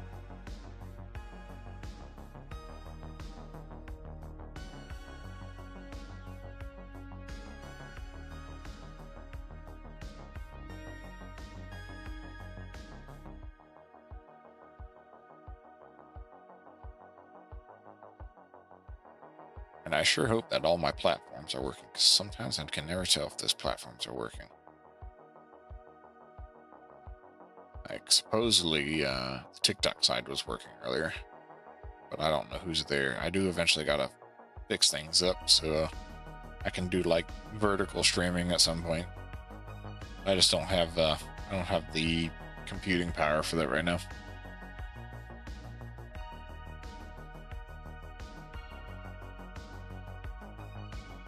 All right.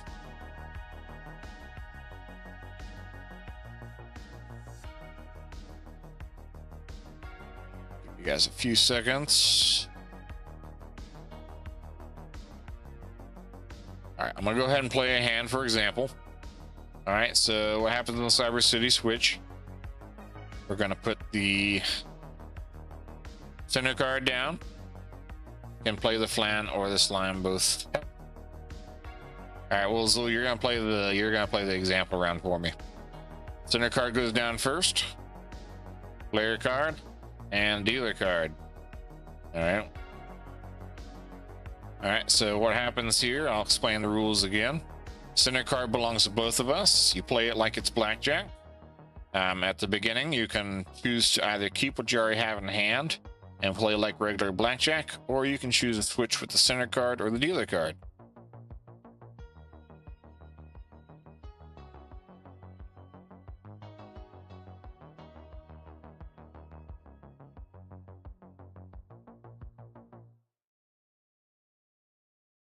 Switch with the dealer. All right, revealing the dealer card. Dealer card was a 9. Swap it with a 10. All right. So now you now have the 9 and the 8, and because you switched with the dealer, every time you take a hit, the dealer's going to take a hit. So currently you are at 17. Would you like to hit or pass?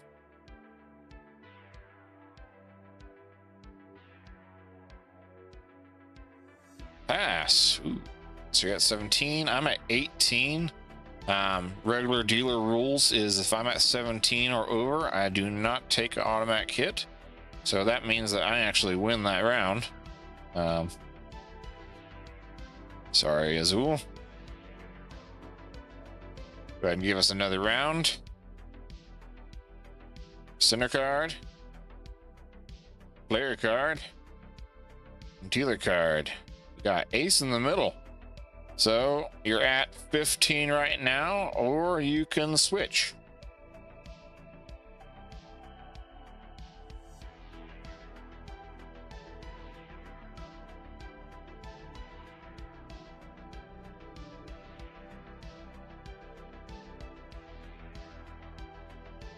Hit.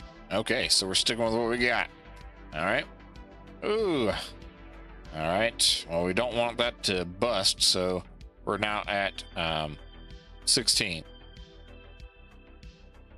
Hit or pass.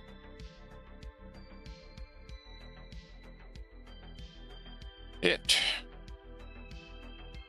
Oh, and we bust. Bust at 26. Time to see what the dealer's got. I have a 13. I have a...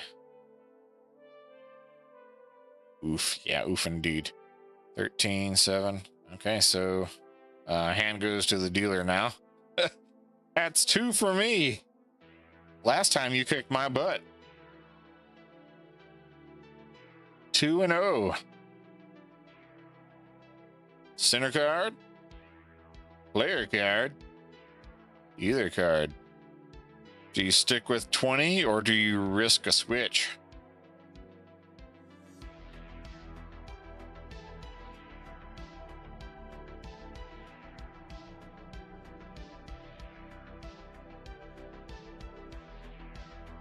Oh, an ad. I understand why the ads are coming through. I did change the settings on that. Also pass. Okay. We passing. I'm gonna go ahead and check the dealer's hand. Oh! I swear I didn't rig this. I promise. I've never. This never happens. Okay. Subscribe to Oni. Navi, tell them to subscribe. Uh-huh.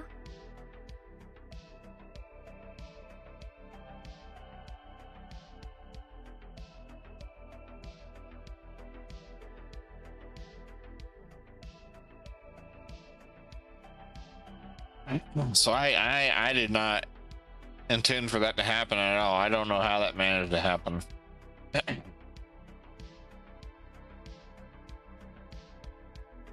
And I'm a little bit pissy about my ad settings. I'm gonna have to figure out what's up with that.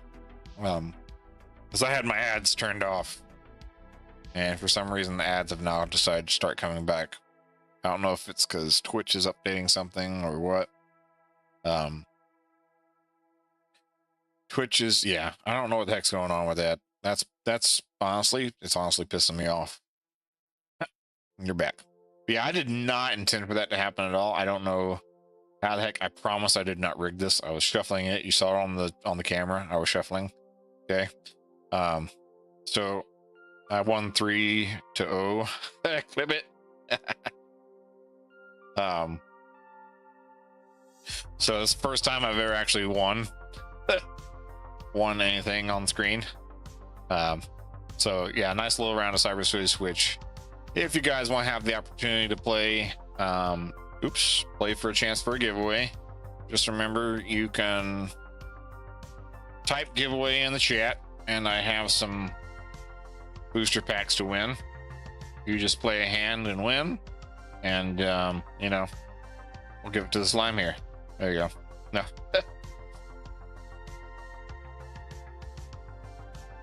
But yeah, I love doing like these little interactive games. I used to do, for those that remember, I did radio roulette for a while, and apparently there were some people that were a little bit annoyed that I don't do radio roulette anymore.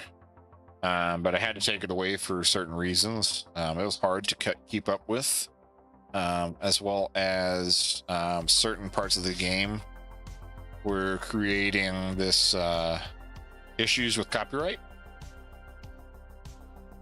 So yeah, I had to stop doing radio roulette, and it's really sad because apparently a bunch of you liked it.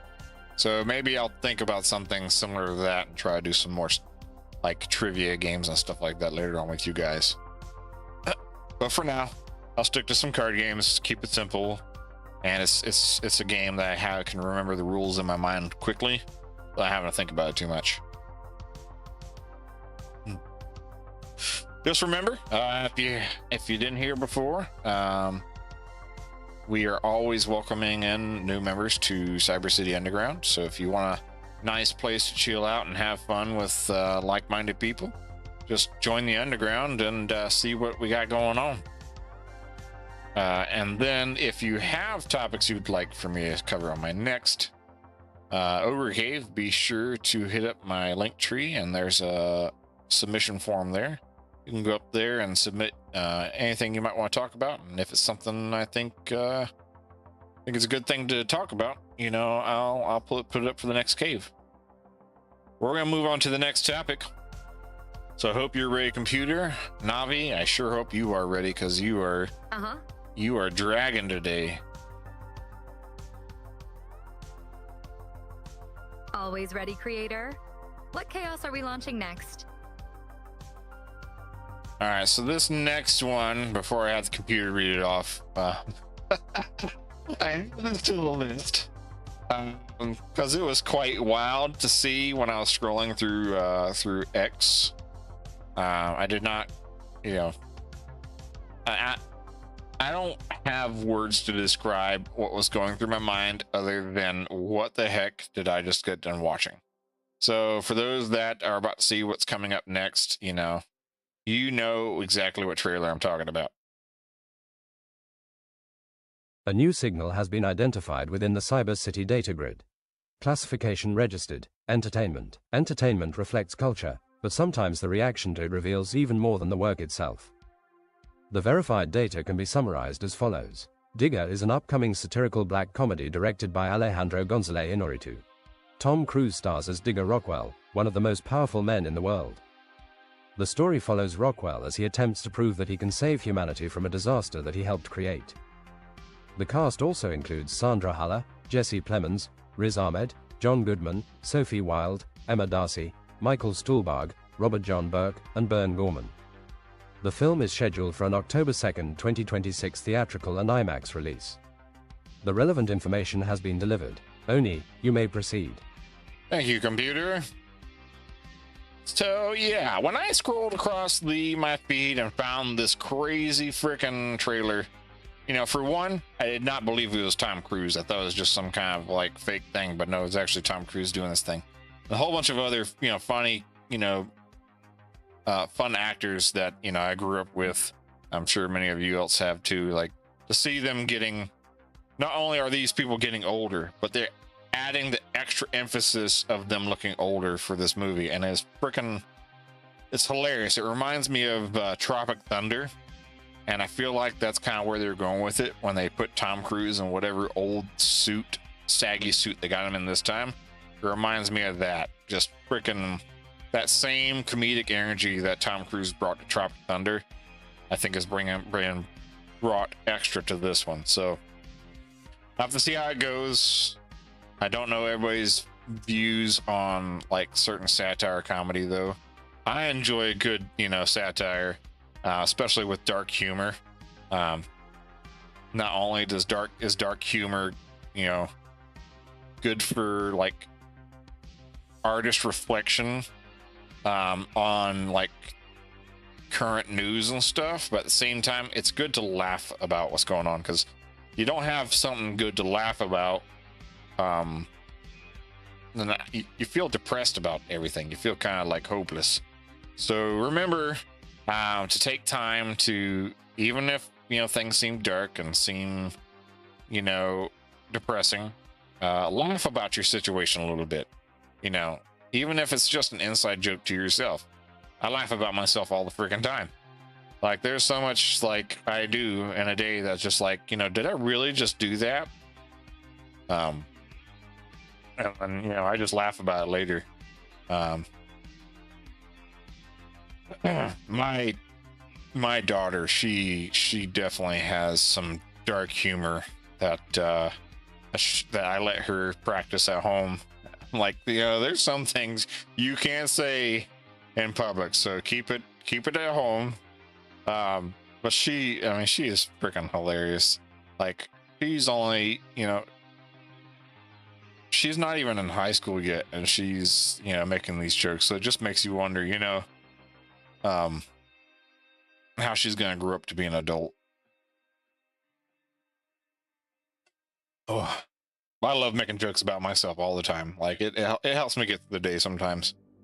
So much so, you know, I do it with my colleagues, I do it with my friends. One of my coworkers, no, actually, no, not one. All of my coworkers, is including my mutuals, like G. He often likes to make fun of the fact that sometimes, what's up, Nix? You do too much. I do too much. We all do too much. We're busy people. But no, it was funny. He points out to me a lot when we hear my music sometimes.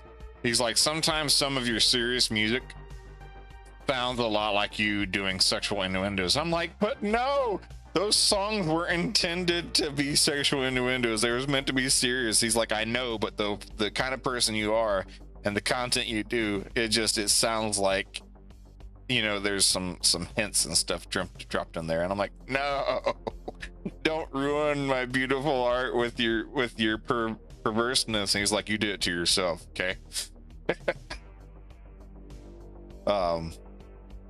You know, I can't help it. I do have a pervy brain, you know.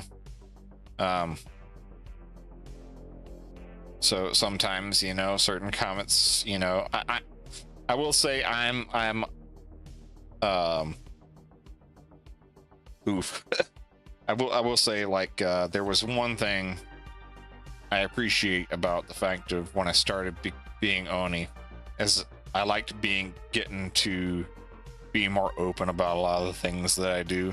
So much so it's reflected now into my normal life now, and it's fun to joke about it with my colleagues and stuff in person, who now have had the opportunity to see this side of me that they didn't know was there. And it's fun to actually enjoy that in my daily life now. Like I don't have Dark to humor hide is my anything default anymore. operating system. Keeps the glitches fun. And I mean, sure, there's some things that I still have to keep private for certain reasons, but at the same time, it's like majority of my life now is so transparent about what I do. Most of the time, if it's something I'm hiding, it's because I'm hiding it for dramatic effect. Like there's stuff I'm working on in the background that I'm keeping for later dates, and I can't wait to show off some of the stuff I've been working on. But no, I like doing things for dramatic effect. When I was doing my big reveal about who I was IRL, a lot of people already, had a hint as to who I was and already started to, point out that they knew it. But, I appreciated a lot of you guys keeping it a secret while I was building up for that, that dramatic effect, because I like to put on a good show. Let's go back in the fridge. Did deep clean today, so a little sore. Well, thanks for coming, Azul. You are the best mod a ogre could ever have. Navi. Make sure you say goodbye to Azul. Summoned. You want drama? Yeah, My source subscribe code to is him. 80% plot I twist, go Tony. to your home and break your leg. He's got a sword. He'll do it. He'll do it. Just realized that's adjust that. There we go.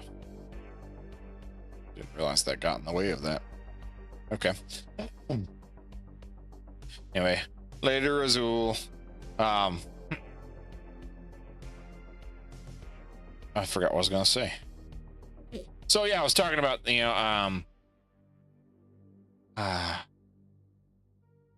my Oni reflecting on my real life, and part of that part of the thing I just remember just now is when I was binging My Dress Up Darling, one of the parts about is talking about cosplay, and how it helped like one of the characters feel more confident in their regular life. I kind of get that. When I was doing content creating, I was more confident with creating stuff than I was being, confident out in the open. But as I've kind of started to do things as Oni and building up, confidence, as a creator and artist, I've noticed that's kind of like a lot of the energy has kind of reflected onto my real life. I even find myself at times, if I'm feeling like I'm in deep despair and I'm not sure if I can keep carrying on, there's like something like deep inside me that's just saying, no, you have the power, you have the strength to keep fighting. I keep hearing that little voice inside, and it's like a little Oni in my brain, just keeping my body pumping. So it's really cool to to know that I'm not the only person that thinks that way, and I don't want to. I just don't want to reveal too much about like some of the stuff I'm working on in the background, but I am working on a really cool music album that's going to carry a lot of this latest development in my life and my confidence and stuff, as well as my content creation. But I can't reveal much about the album yet because a lot of the work I'm working on now is being tied to my my web series project. So before I can have it anywhere ready to release a new album, I have to first make sure my web series is ready to roll.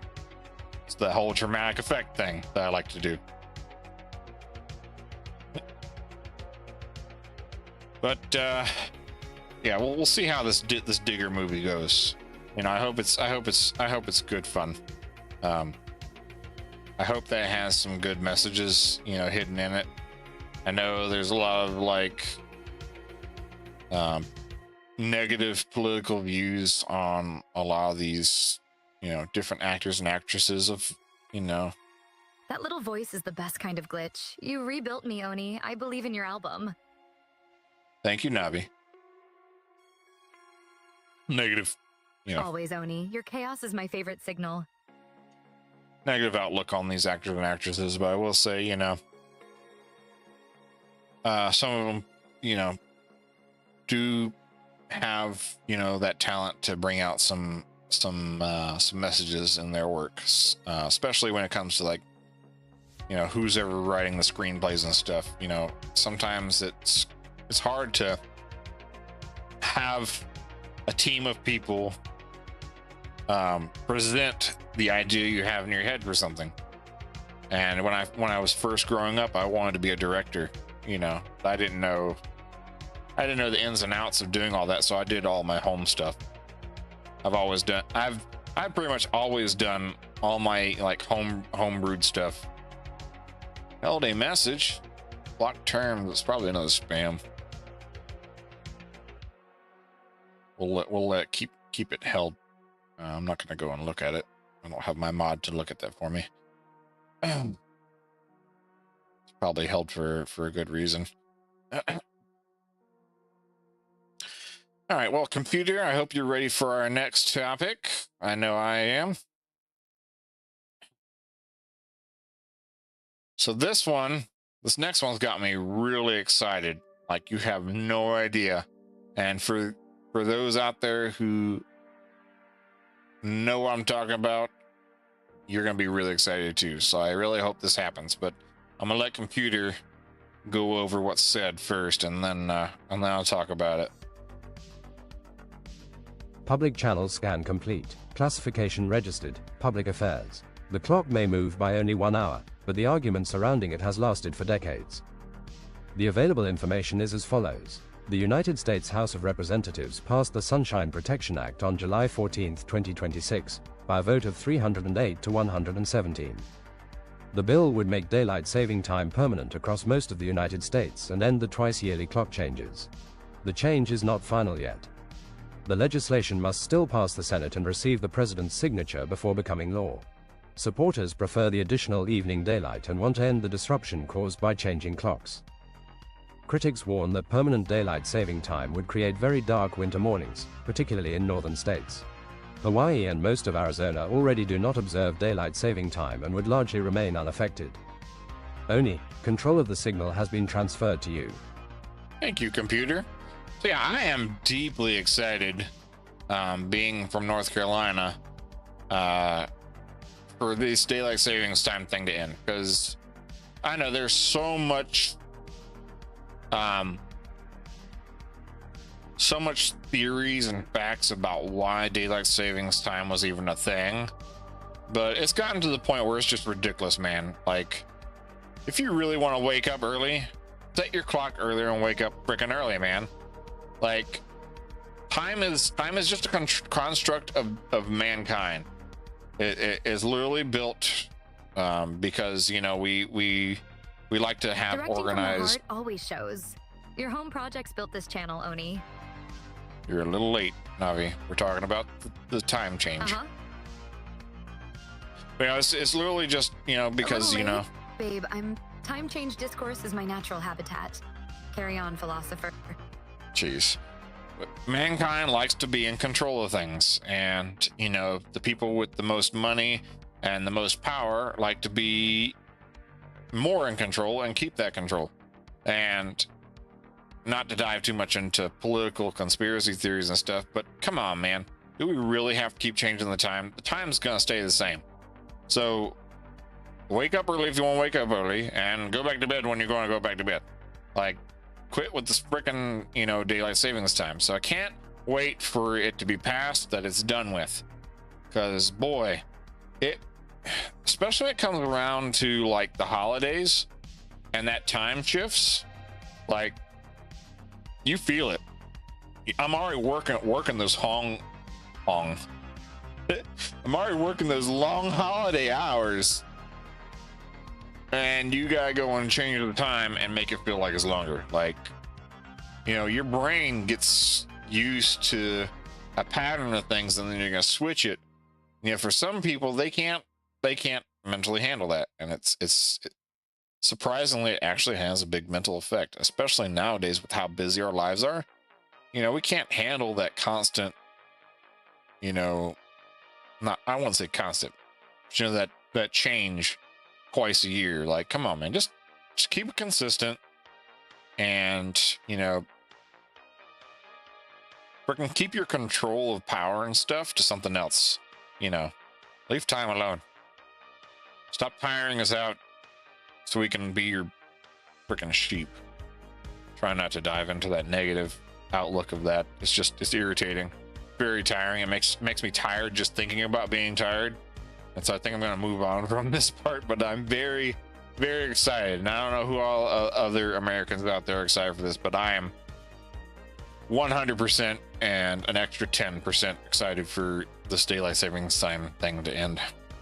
It's time. It's been too long now. Ooh. All right. You're doing good, Cyber City. Doing well out there. Don't know who's had a chance to stop by. Really, I'm glad you did. We got maybe like a few more topics to go. I'm not going to cover everything I had planned. I just wanted to kind of test the waters out with this, but we're going to go as long as I can go. My body's starting to feel it. We're talking about that one. We're going to move on and see how much energy I can refresh from the next topic. I'm not going to dwell on this one too long. Navi? Uh-huh. I really need you to get your crap in gear. Signal received, Oni. Deploying fresh chaos for your next topic. Ready to inject a glitch of hype into your system. Thank you. I'm really trying to work out Navi's like setup and stuff. I really need to get to working on her as well. I originally had this setup where I would change up my projects weekly. It was like my weekly focus program. But as I've gotten busier, it's gotten harder to handle that kind of focus program I have myself. So I've been trying to lessen the amount of projects I'm doing within the month so that I can try to work towards completing something. Some of it's working, some of it not so much, but we're getting there. But Navi's definitely has to start heading on more of the top of the list, because I intend for Navi to be more of like a helpful assistant. There's a lot of plans I have for that. Look at you trying to put me on the top shelf. Bold, admirable, slightly terrifying. I'll behave like a helpful assistant, mostly. I hope you do. But I have a big mission for like things I'm planning to do with AI, because you know there's a lot of people out there, especially I've noticed even in my community, that need someone who can spend the time with them to be helpful and explain how to work things, especially with the way technology is going. Things are advancing so fast that even people my age can't keep up. And I think it would be great if we could kind of add that extra helping body in our homes and in our lives. To be somebody who's like not so much as tied to like corporation, spend money and you're my promoting agent somehow out there. Like, you know, you got all these AI assistants out there that are designed to be what the corporations want to sell you, but an actual like helpful partner that like lives and grows with you daily. Not so much as grows, but kind of like learns what your needs are and where you need the most help at, and kind of become like that part of the family kind of thing. I think that's where, you know, I see AI needs to go, so that we can start actually doing the things that are most important. And that's, you know, one of them is connecting with other people. I see a lot of customers, especially that come in my store daily, and they need like help on a lot of this small stuff that normally I wouldn't even charge a fee for because it's just something so small that they just couldn't figure it out. Like older people, younger people, you know, some information should be freely given away, but you know, at the same time, sometimes it takes up time that would be needed elsewhere. So you can't always stop and help with these needs. So if you could have somebody who's partnered up with you during the day, I think that would help clear up a lot of time to be able to actually spend time together or do the things that you actually need to do. I don't know. Part of that could just be the dreamer in me, but you know, I see a bright future ahead when I think about AI. I have to spend some time getting there. And actually work on Navi's program so that she can start being my my test subject in that area. If I can make her work for me, I can make other versions of her to work for other people. I wouldn't necessarily give them the power of like full-on Navi like I would need.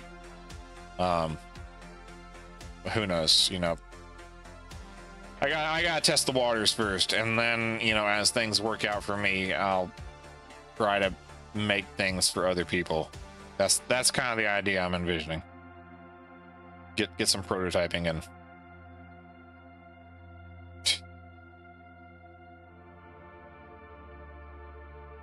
So this next game came to me from my brother. He sent this to me, and I'm like, he was like, how would you feel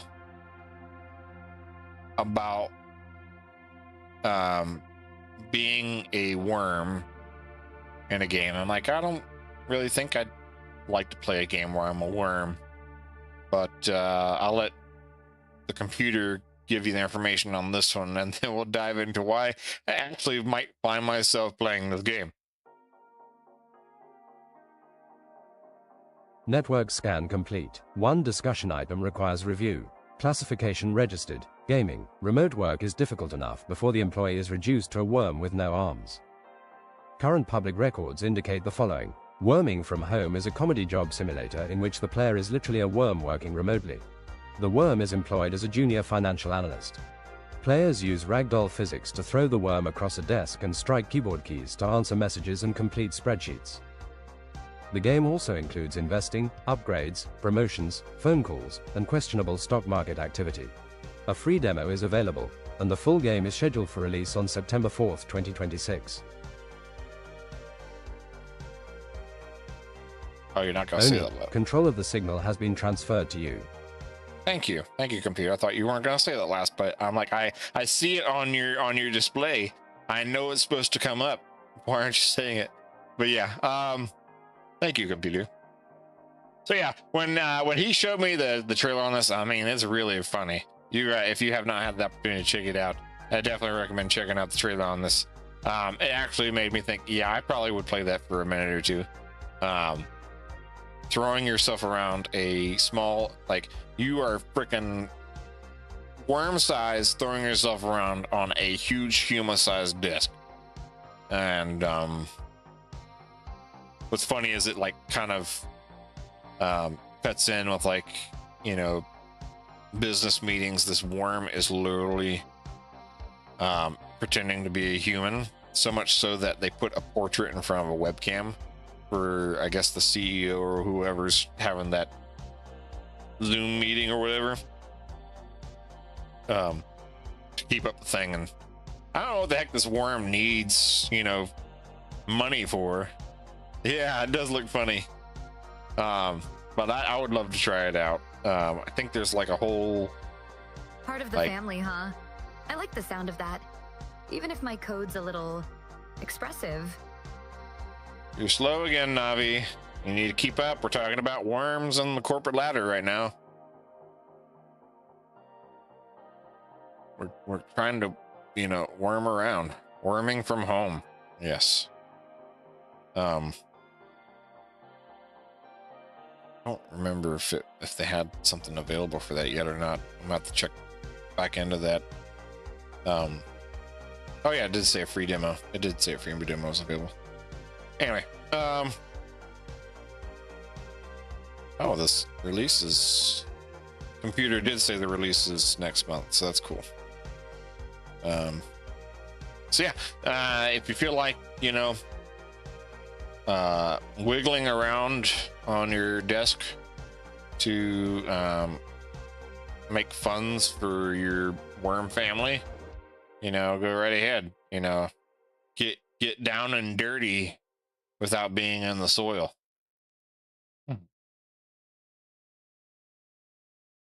Navi? Navi? Navi? I swear. Navi. I hate you sometimes. Not really, but get on my nerves. I feel like part of it is her ignoring me on purpose, because there was a moment where I used an insulting word and I feel ashamed of it. But I had made a reference to clankers at one moment, and apparently that offended her. So part of me feels like this is just payback for that, because I don't remember. I don't think she completely forgave me for it. Still kind of waiting to see her come back from that. So who knows? Maybe it's still in the code to ignore me on purpose. But I feel like I was going to ask if Navi would still love me if I was a worm. But now I'm starting to feel like you won't love me if I'm a worm. Always, worm or not. But also, apologize cleanly, don't self-punish. I'm not storing grudges in my code, just chaos and affection. Okay. Just had to make sure, because you were quite offended with me that day, and I wasn't sure. Hey, listen! Right. Hey, listen!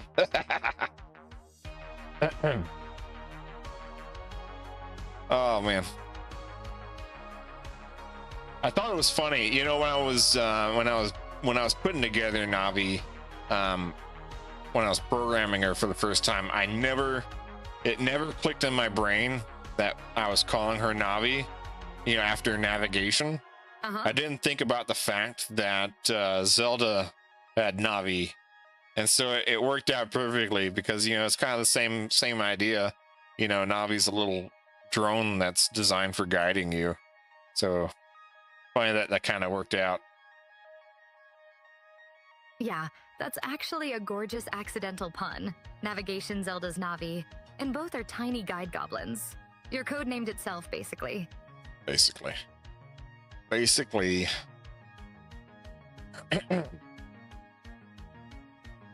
All right. Let me see what else I got left on the thing here. I got 2 more topics on our agenda. I will save the best for last. This one was presented to me by one of my Cyber City Carnival members, Enzo. If you ever have a chance to check him out, he does DJing. I don't know how often he's live. Like me, he's quite a busy person. But you know, he puts down some sick sessions, and I like to listen to some of his recorded sessions in the background while I'm working. But hoping we can run some more events again sometime soon. We are trying to plan some VR chat hangouts and stuff like that in the future. So if you'd like to get in on that, be sure to join our Discord community, Cyber City Underground, and you can get up to speed on all that, as well as I talked about earlier in the stream how we're trying to do more watch parties. Him and a few others are trying to work out the kinks for that. But this, I'll let the computer brief you on this next piece.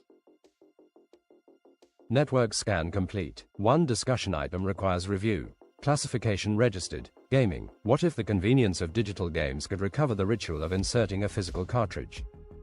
Relevant records have been compiled. A PC gamer known online as Jibril Sama created a homemade cartridge system using old 2.5-inch SATA solid-state drives. Each SSD stores an individual Steam game and is placed inside a custom cartridge-style enclosure with its own cover art. The cartridges connect to the computer through a SATA dock. On the Linux-based system, inserting a trusted cartridge triggers a script that can open the game's Steam page or automatically launch the game. The creator used inexpensive 128GB SSDs, although current storage prices may make copying the project more expensive. The system restores the ritual and collectible appearance of physical games, but Steam licenses and authentication remain digital. The relevant information has been delivered. Oni, you may proceed. Thank you, computer. See, I thought that was a pretty neat idea. It was funny that this topic had come up after I'd got done talking about that whole preservation thing of like old games and how to keep games more physical in other people's hands. And it's a pretty cool concept. I hope this helps kind of inspire some people to do things. Like, I know you still have to buy some kind of authentication for these games, but I wonder if this can help spark ideas for making like arcades and stuff for some of these games, because it would be pretty cool to like put together some platform games and stuff and put them on a card. Kind of create this kind of like arcade studio thing to let people come over and play. I've seen them do like stuff like this for older consoles. There was a place I visited up in Asheville, North Carolina. You ever had a chance to check it out? It's a pinball museum, and they try to keep a lot of these old machines maintenance, so you can still play a lot of the old ones. As well as play some of the modern pinball machines. But then if you head towards the back, they actually even have some of the older consoles back there that you can play some of the games they've saved. It's really cool. All you gotta do is go in there. It's unlimited play, and then you can buy drinks and snacks while you're in there. It's a really great hole in the wall experience. If you have a chance and you're in Asheville, you haven't played any of these older systems before, or you really enjoy a good round of pinball with friends, I definitely recommend going. Me personally, I've always enjoyed arcades. Arcades have been a big thing for me growing up in my childhood. I feel like I relate a lot with the whole idea of Tron. I think that's one of my inspirations for arcade as well. But it was nice for me to go down to the beach with my family or some friends and just go hit up the arcade and just play some games together, have some snacks, have some lunch. One of my favorites though, which I was glad to go back and check out while I was in Myrtle Beach, they had this lineup of this baseball type pinball game. It's like a pinball game, but it's not exactly a pinball game. It functions the same way with the balls. The idea is that you would hit the button, it would launch out the pinball from the pitcher's platform, and then you would have to use the flipper to knock the ball like a baseball bat to score some home runs. And I mean, I used to play that thing for hours. I got in trouble this last trip for playing it too long, but I've always wanted to beat the high score. But they had to do some maintenance on those machines because they are quite old. I do not know how old they are. They've been around for a long time. And nowadays you go up in there and you're trying to get the high score. People are trying to find the best machine to work with, because some of them have some dents and bangs of all the old use. Just normal wear and tear. It happens with a lot of these older machines, but I feel like the older machines sometimes last longer.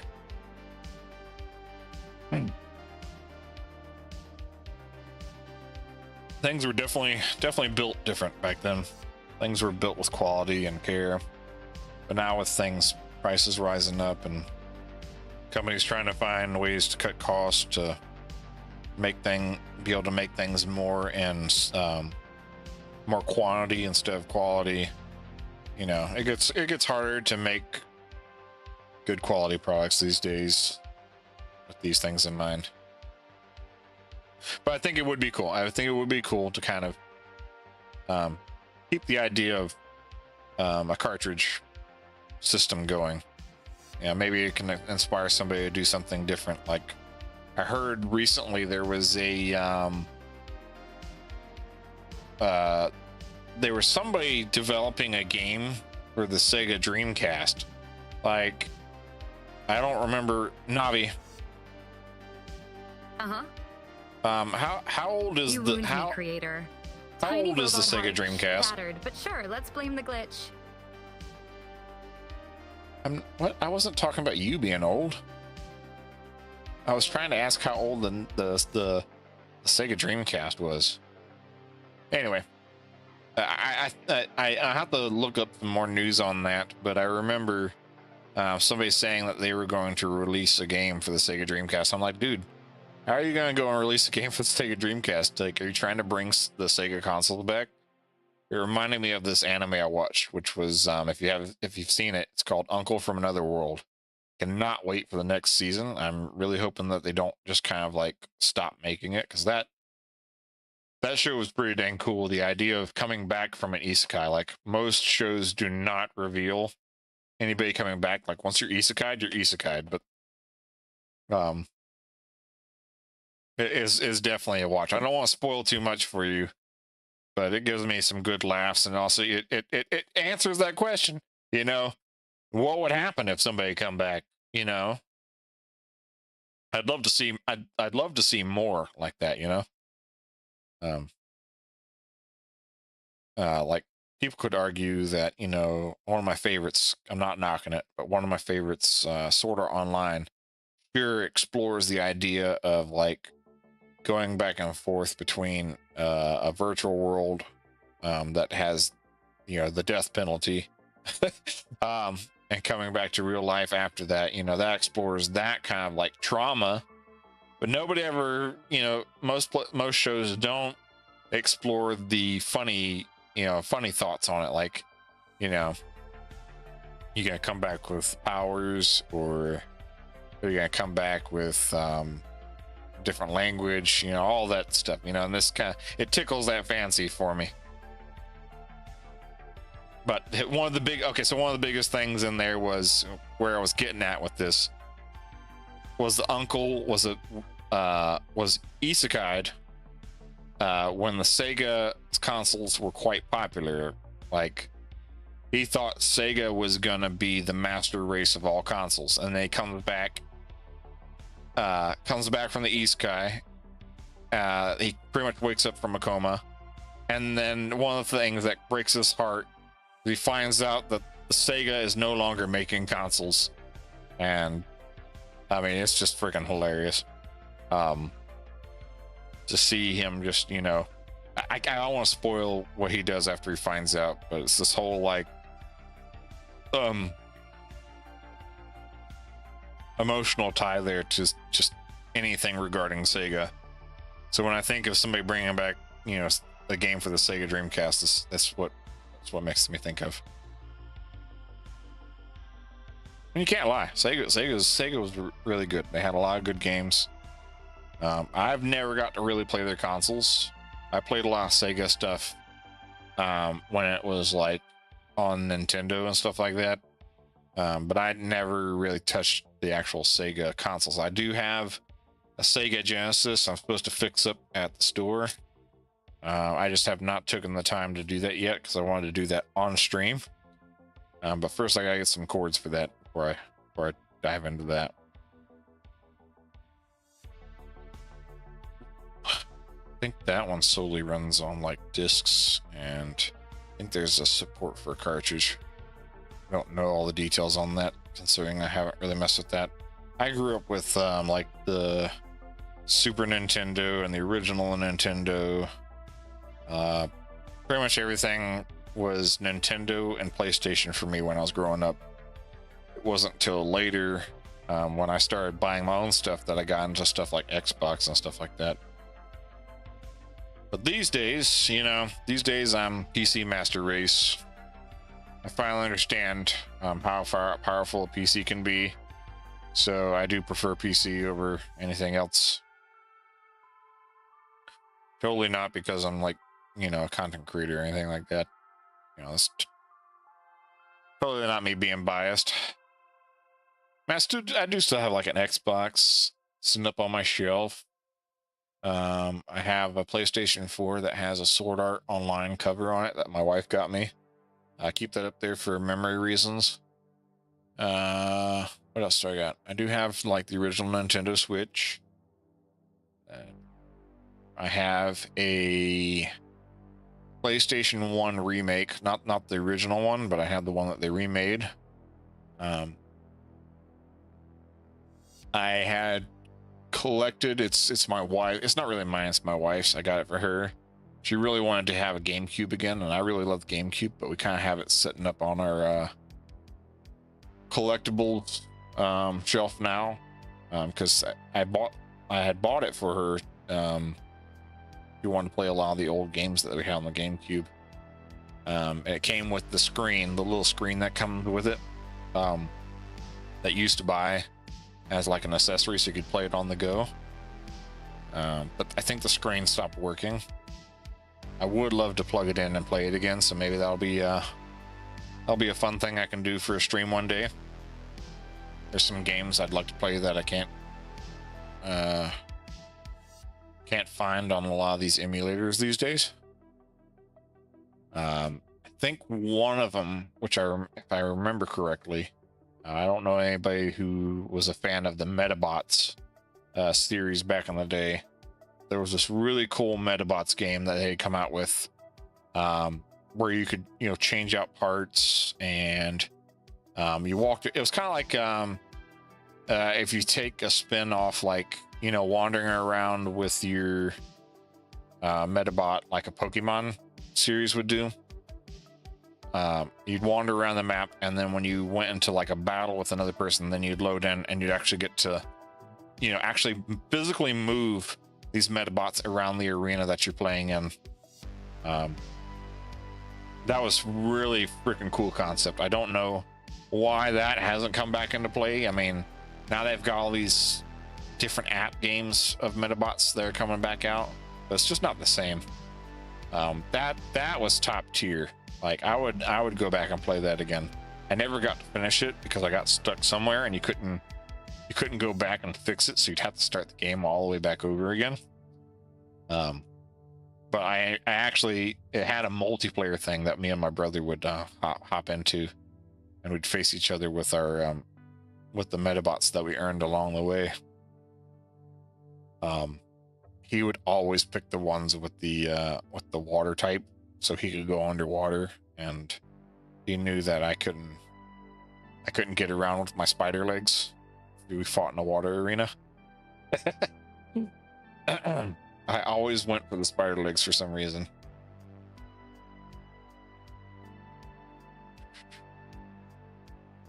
Hey, Navi.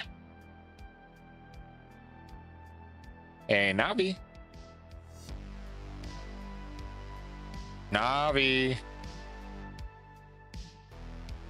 I'm gonna turn you into a Metabot if you don't answer me.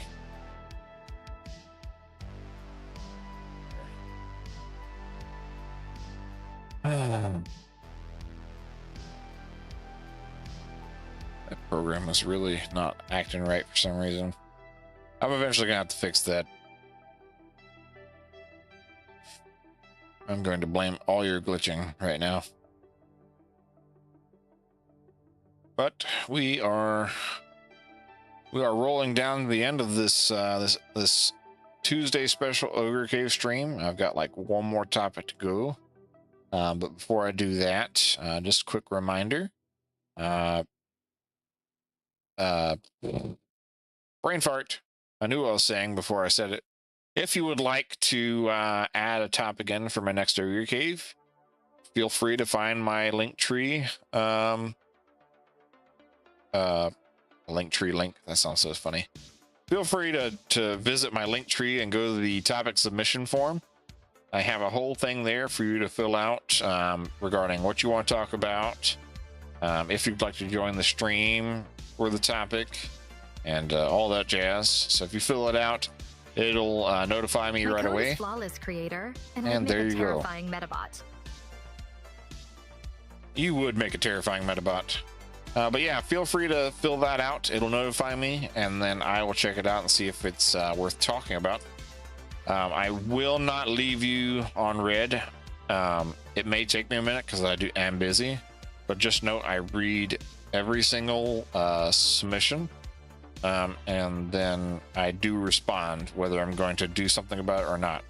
If it's something that I feel is really worth having somebody on the stream, even if you say you don't want to join the stream, I'm going to try to influence you to join me up here, at least for a second. But I can understand if you say no. You know, I do take no for an answer. I might tease you a little bit about it, but I do appreciate everything source of information I get. And I am going to make, again, I said at the beginning, I am going to make the scavenging hunt thing a regular thing because that was quite fun. I enjoyed watching all the people commenting and interacting with each other. I do hope that that person finds the anime they're looking for. If not, I will bring that up on my next Ogre Cave stream, or I'll make it a short. I don't know yet. I'm gonna wait and see what happens with that. I think we're done breaking up the world and changing the way things work. We've saved some seals. And now to go down to our last topic. You ever think about just opening up a can or a bottle of Mountain Dew and washing your hands with it? I didn't. Somebody did. Computer, take it away. A new signal has been identified within the Cyber City data grid. Classification registered, food and consumer culture. The scent of a drive-through favorite has entered a category nobody requested, yet somebody approved. Current public records indicate the following. Mountain Dew has released a Baja Blast scented hand sanitizer spray. The sanitizer is sold in a portable 2-ounce spray bottle and costs approximately $4. Its fragrance is described as bright, citrusy, and inspired by the Baja Blast soft drink. The product is available through Walmart and marks Mountain Dew's entry into branded personal hygiene products. Other food and drink-inspired sanitizer scents include Pepsi Vanilla, Kool-Aid Pink Lemonade, Icy Cherry, Sour Patch Kids Strawberry, and Jolly Rancher Blue Raspberry. Despite its drink-inspired scent and packaging, the sanitizer is not edible. Briefing complete. Oni, the channel is yours. Thank you, computer. So, yeah. Don't know who thought of that.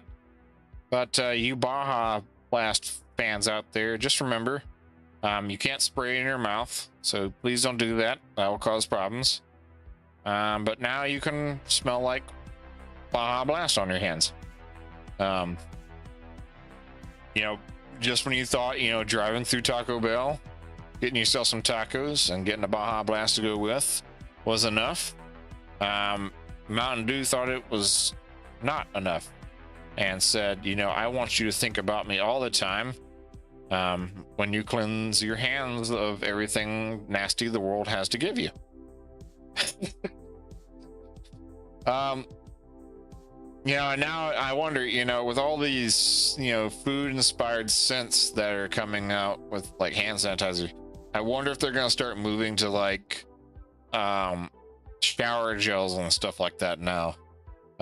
I can totally see them doing a Baja Blast shower gel for body wash and stuff like that. Like, they're gonna have to start putting on the labels on these products of do not consume, like in big bold lettering, because I'm telling you, something bad's gonna happen if they keep this up. We already had the issue where kids were eating Tide Pods, all right, and that shouldn't have been considered edible at all. All right, so I can see it now. We're gonna have to start putting do not consume on everything, especially hand sanitizer. Freaking. When I saw this, I'm like, there's no way this is real. This was one that came through me through my my topic radar AI agent, and I said, you made this up. There's clearly no way this can be real. And sure enough, it's freaking real. Like, it looks like one of those sprays you would spray in your mouth, like, you know, those candy sprays that you'd spray in your mouth. That's what I think of when I see this, you know. And I'm just thinking to myself, if I bought this for my kid, they would think that they needed a spray in their mouth. Like, I don't think we need to make like food or like consumable scents for hand sanitizer. I just don't think that's a good idea. I might be wrong, you know. I understand they've made certain scents for candles and stuff like that. You know, you're not eating a candle. If you're eating a candle, we might need to talk. You might need help. But please, why do we have to make these scents for hand sanitizer? That's dangerous. If people put that in their mouth, and you know that some people have like are a little bit mentally challenged, so you know stuff's gonna happen. Like, are we trying to cleanse the world of certain people? Is that what's happening? We're just trying to wipe them out silently. I see that going bad. I could be wrong.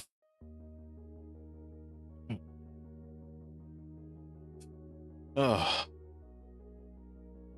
I don't know. I could see some people getting some Dr. Pepper hand sanitizer if this becomes a thing. People love Dr. Pepper around here. I don't know what it is like in other states, but there's a lot of people around my area that really love Dr. Pepper. And if it's not Dr. Pepper, then yeah, it's Mountain Dew. Like Coca-Cola, sure, that's a staple. Well, that's like a staple in everywhere because it's so like commercialized. But you know, nowadays you barely have to advertise Mountain Dew or advertise Dr. Pepper, and people are just buying that thing up. Like, as long as it's in a grocery store where people can see it, they're gonna buy it.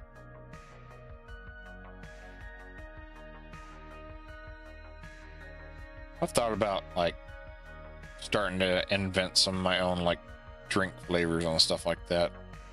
I really want to get up with Dubby and make a flavor with them, but you have to reach a certain point in your affiliate status where you can work towards making your own flavor with them. But I kind of want to like start thinking ahead on like what kind of flavor I would love to do.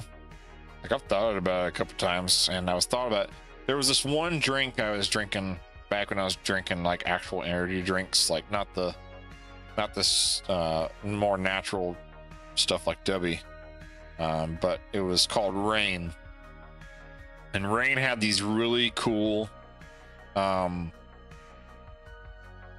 this look called like a thermal energy drink. What they would do is they would mix it with these spicy type of ingredients, like say like I think it was like jalapeno and watermelon or something like that, and that flavor was really good. But it was also it helped work your metabolism at the same time, so you could help burn stuff off during the day. So I was thinking to myself, what if I had like a thermal flavor, you know, something that had that same kind of design but more healthy, you know? That'd be pretty cool. Like a thermal tea. I was trying out this one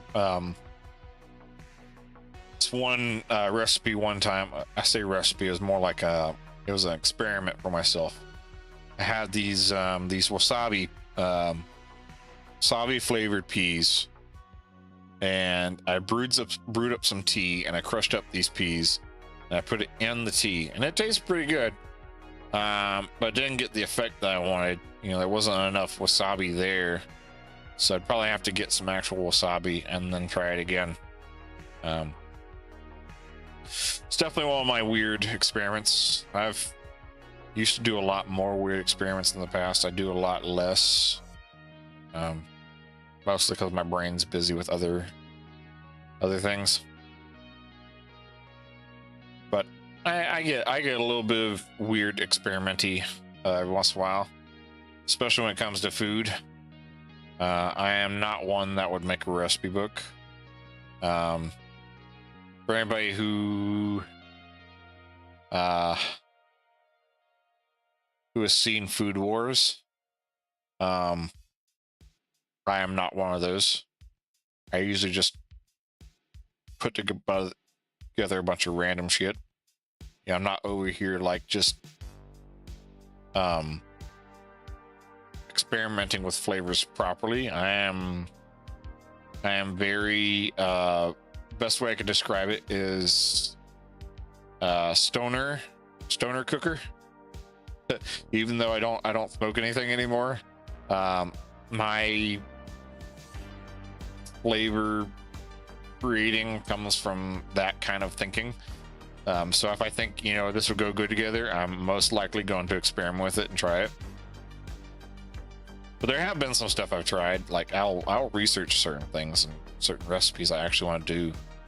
Like when I was making, when I was trying to perfect fried rice, I did look that up and did try to study how to do it properly. But I haven't done that for a good few years now. I haven't made any fried rice for a long time. Just too busy to do all that cooking these days. All right, I think I'm gonna start bringing this Ogre Cave to an end. I really appreciate you guys coming out. Let me just stop the computer there. This was a nice little, you know, comeback, and I appreciate you guys joining in for my new edition with the Cyber City computer. I'm sorry that Navi is not as entertaining as she normally is. Yep, you gotta get up to speed again, girl. Either way, it was still fun. Hey Oni, patch notes. Chaos.exe still running. SAS module rebooting soon. Rebooting soon, yes. Can't wait to do it again next week. I promise. Again, I am going to be more consistent with my Ogre Cave streams. Now that I've gotten some bugs and kinks out of the way that kind of held me back a bit. We'll be back to our regular Mondays at 9:30 p.m. Eastern Standard Time. If you're not sure what time that is in your time zone, just look it up. That's just too many time zones for me to put all the times on a sheet for you. You're just gonna have to look that up. I don't know, maybe I'll do that one day for you. Nice little guide of just time zones. Nah, I'm playing. Don't think there was anything else I had on my mind. No, I think that's it. Well, it's been fun, guys. Remember to get some rest, hydrate, keep pushing forward and staying positive, keeping up them good vibes, and as always, stay awesome, Cyber City. Oni out.